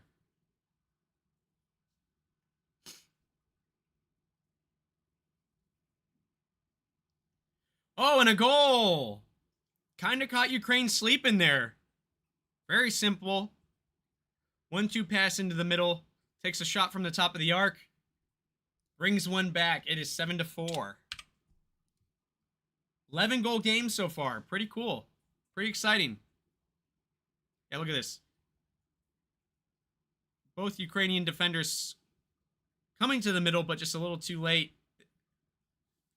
Reacting more to the ball's approach, not the players. Not enough to cover it. Not enough to cover it. Venezuela brings one back.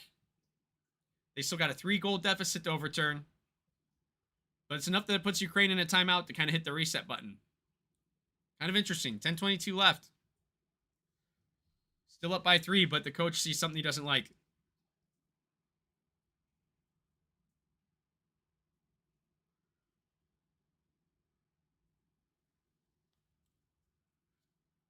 If I had to guess, he's drawn up a defense to manage this 5th attacker. I mean, I'm not super impressed in the way that they're rotating with this extra man. I'd like to see a little more movement off the ball. But so many don't know what to do with a 5th attacker, or even the 5th attackers don't feel comfortable. We've seen that a lot this tournament. Not a lot of confidence in where to be or when to be or how to be.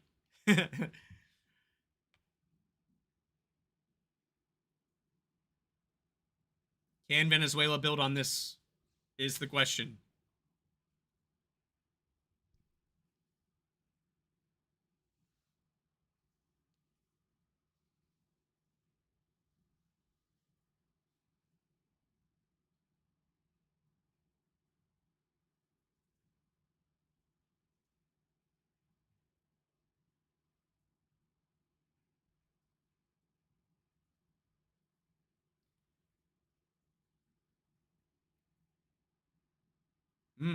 Ukraine keeping good control of the ball so far. Burning a lot of clock.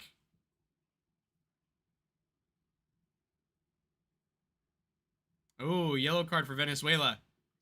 You better be mindful here. A lot of extra talking.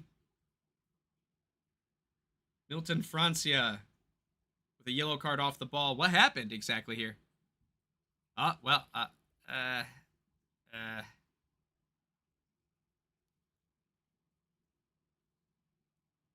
don't know. What do you guys think about that one?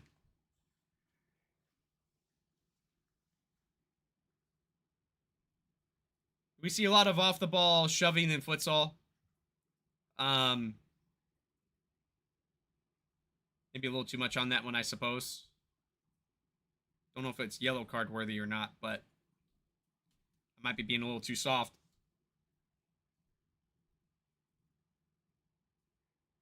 And the Ukrainian player did hit the deck on it. It's not like it was just a little shove off to move in an opposite direction like normally we see. So that makes sense. I can understand why the referee came up with that decision.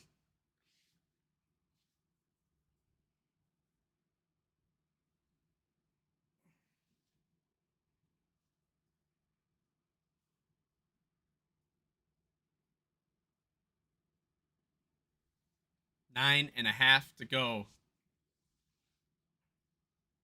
9:33 to be exact.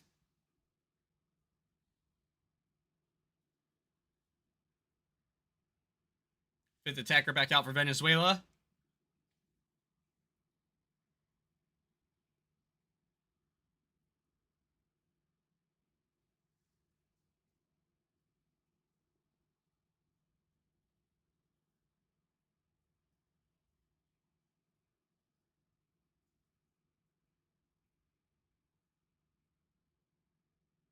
Great long distance shot. Great save from the keeper. Oh, boy. Smart save from the goalie.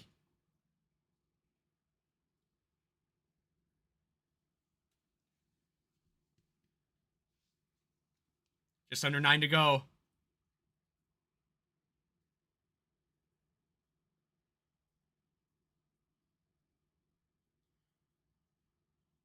Yeah, this fifth attacker rotation from Venezuela,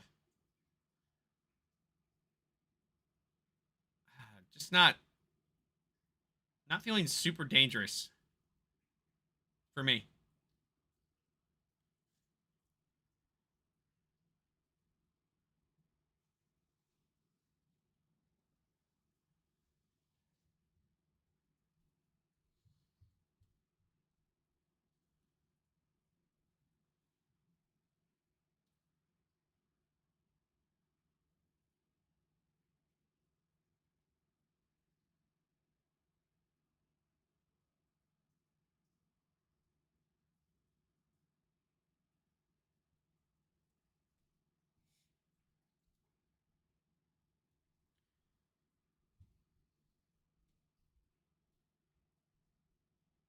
Oh, there's number 8. Ukraine making the most of deflections in this game. Like, they're following through, making sure that ball goes through, not just taking a shot and admiring it. Great celebration, by the way, as well.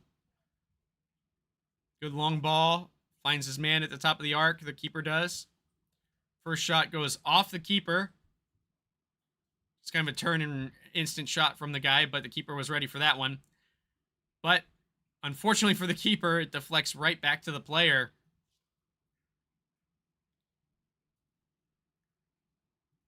Some very fortunate deflections have come back to Ukraine, but they've made the most of every single one of them. And they have regained their full goal lead with 8.5 to go.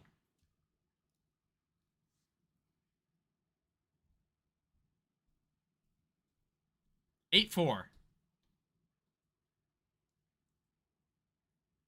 Ooh, great shot from Venezuela there. Another long ball. Great save! Whoa! Wow. Great shot by the Ukrainian player, but the Venezuelan defender is there to head it off the line. The fifth attacker remembered he had hands and instantly picks it up, which is good. We don't always see that.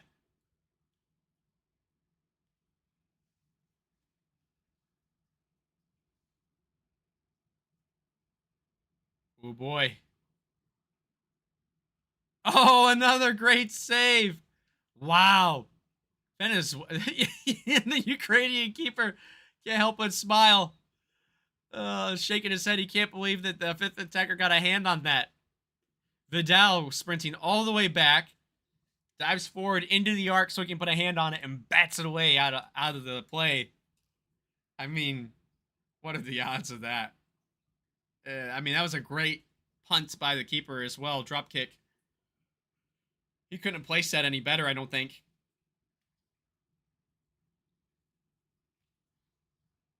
He would have had to have that ball go a lot further through the air before the bounce if he was going to have a chance at that one. Vidal was up for the challenge. I can't believe he got back on that.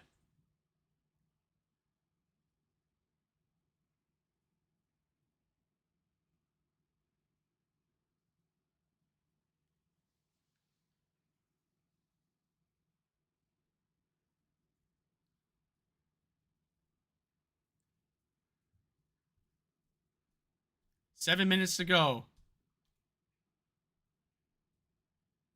What will we see? Ooh. Oh, oh, oh, oh, oh, oh, oh. Vidal gets a yellow there. Yeah, trips the keeper. As he's trying to get the counterattack going. Or did they give it to number 9 here? Oh, yeah, they gave it to Breseño. Okay. I mean, either way, right decision.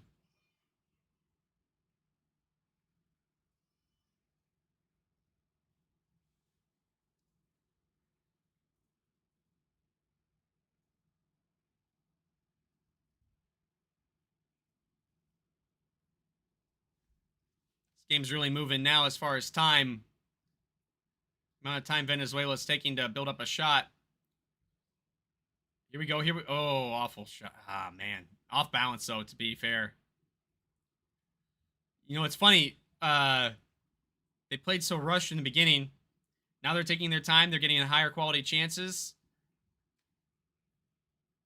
But time is becoming their enemy very, very quickly. With just over 6 minutes to go, and you got to come up with a 4-goal deficit. It looks like Ukraine's got this pretty well sewn up. Their quality and their thoughtfulness has just been superior today.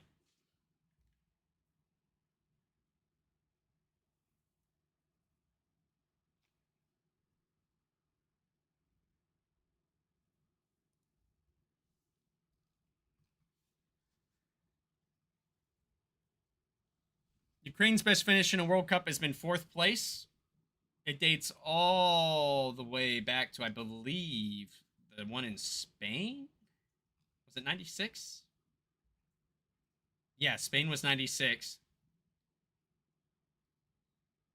Yeah, that was when they got 4th place. They made it to the runners-up match.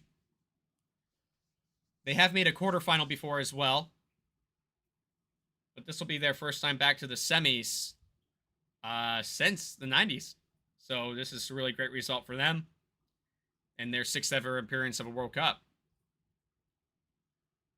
And Venezuela has plenty to be proud of. They've made a lot of fans, I think, this cycle with the nature of their play, their work ethic, and never say die attitude has really captured the attention of a lot of folks.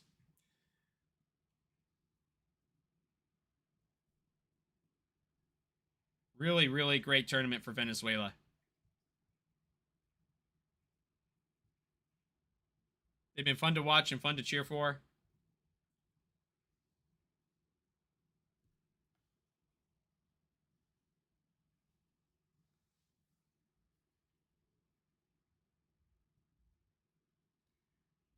Just under 5 to go.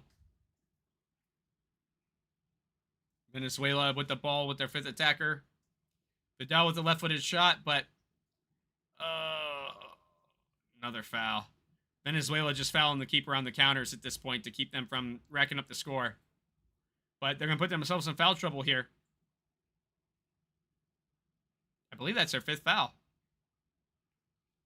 Yep, 5th foul. There's the sign, the official. What do you guys think about that, by the way? These little cardboard paper triangles that we're using.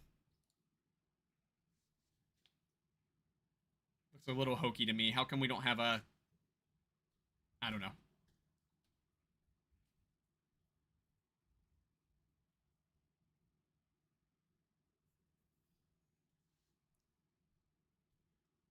So now Venezuela, who really need to press hard and be aggressive, have to be mindful that every misstep of that is going to result in a penalty kick. And ooh! Ukrainian player goes over the LED boards. He could not slow down in time, and I think he might have hurt himself. Oh boy, that's not good. That looked rough.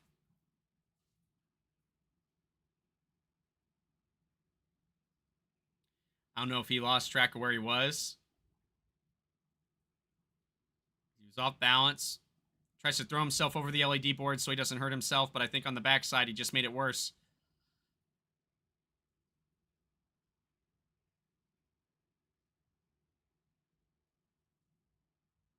About 4 minutes to go.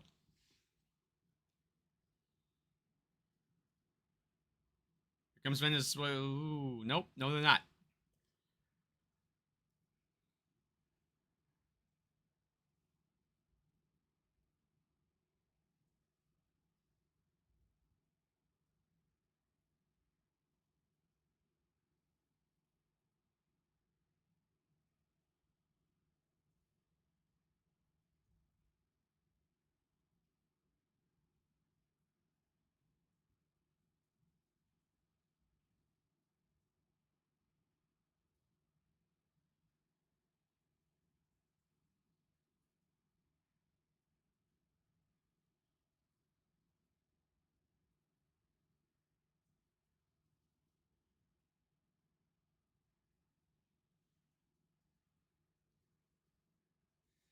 Venezuela probing. A little faster passing, but still with... Oh! Oh, they had a chance there. Their movements with their fifth attacker are starting to pick up pace. I think they're starting to feel the pressure of the time. Less than 3.5. I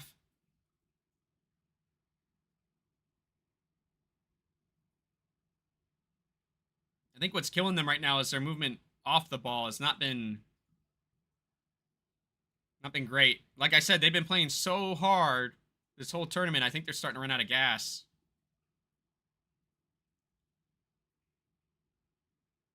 3:07. Ukraine now on the ball. Not for long.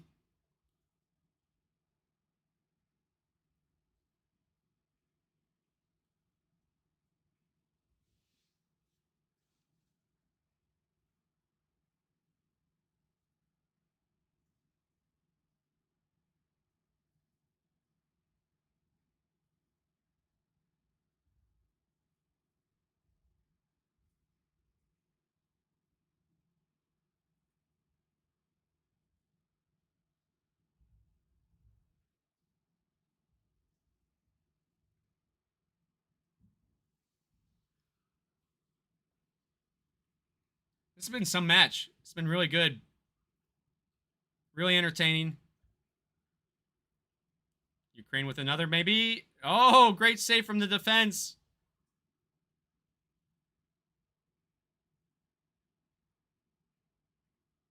.225. Venezuela has to kick in on Ukraine's half. We're seeing a goalie's change. Oh.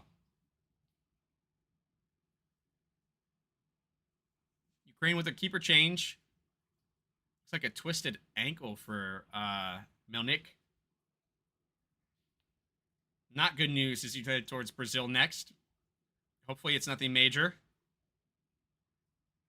But they are wrapping his ankle.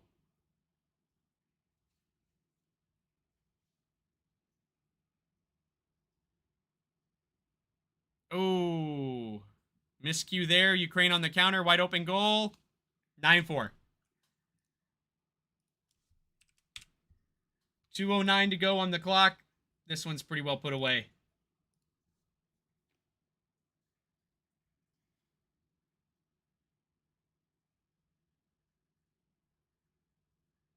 Now, what an effort from both teams. I mean, the Venezuelan side is really throwing everything they have at it, but you can tell that the pressure of this World Cup might have caught up with them in this game. They've had to fight so hard to get to this level. But what's cool is Venezuela made it to the World Cup for the first time last cycle. And I believe they made it to the round of 16. And now this time, they've made it to the quarterfinals. So each time taking an extra step forward. Really cool. Really exciting. I think that, this is the kind of stuff that will show us countries that are still developing and growing the game in a positive way and have a great generation of players.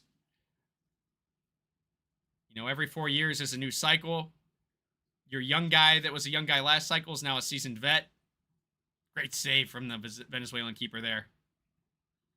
1.5 to go. 90 seconds. All pride for Venezuela at this point.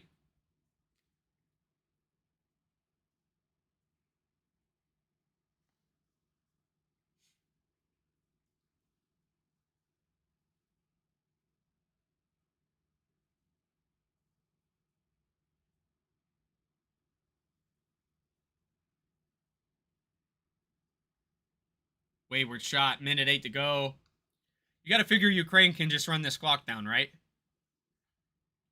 Let's preserve our guys for Brazil. We know we've got a giant mountain to climb next game. Venezuela is starting to fall into a low press. Why press it? Why press the luck? And it looks like that's what they're going to do. Passing around to burn the clock. Venezuela is starting to pick up some high press.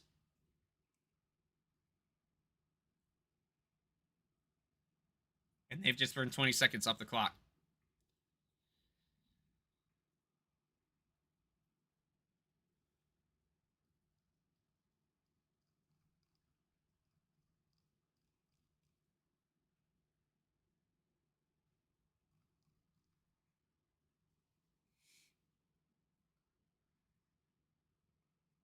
Venezuela with a bad giveaway here.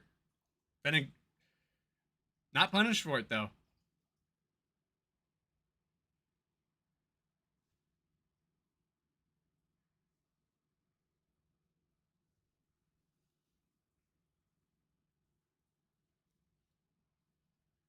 Looks like they're going to kill the clock.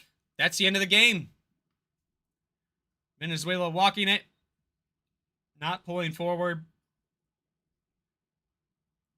That's the match. Congratulations, Ukraine. They move on to face Brazil. Great match. That was a fun one. 13-goal thriller to end the day. Well, I hope you guys really enjoyed this. I know there's not a lot we can do because it's just you guys staring at me, staring at a screen, which isn't super fun.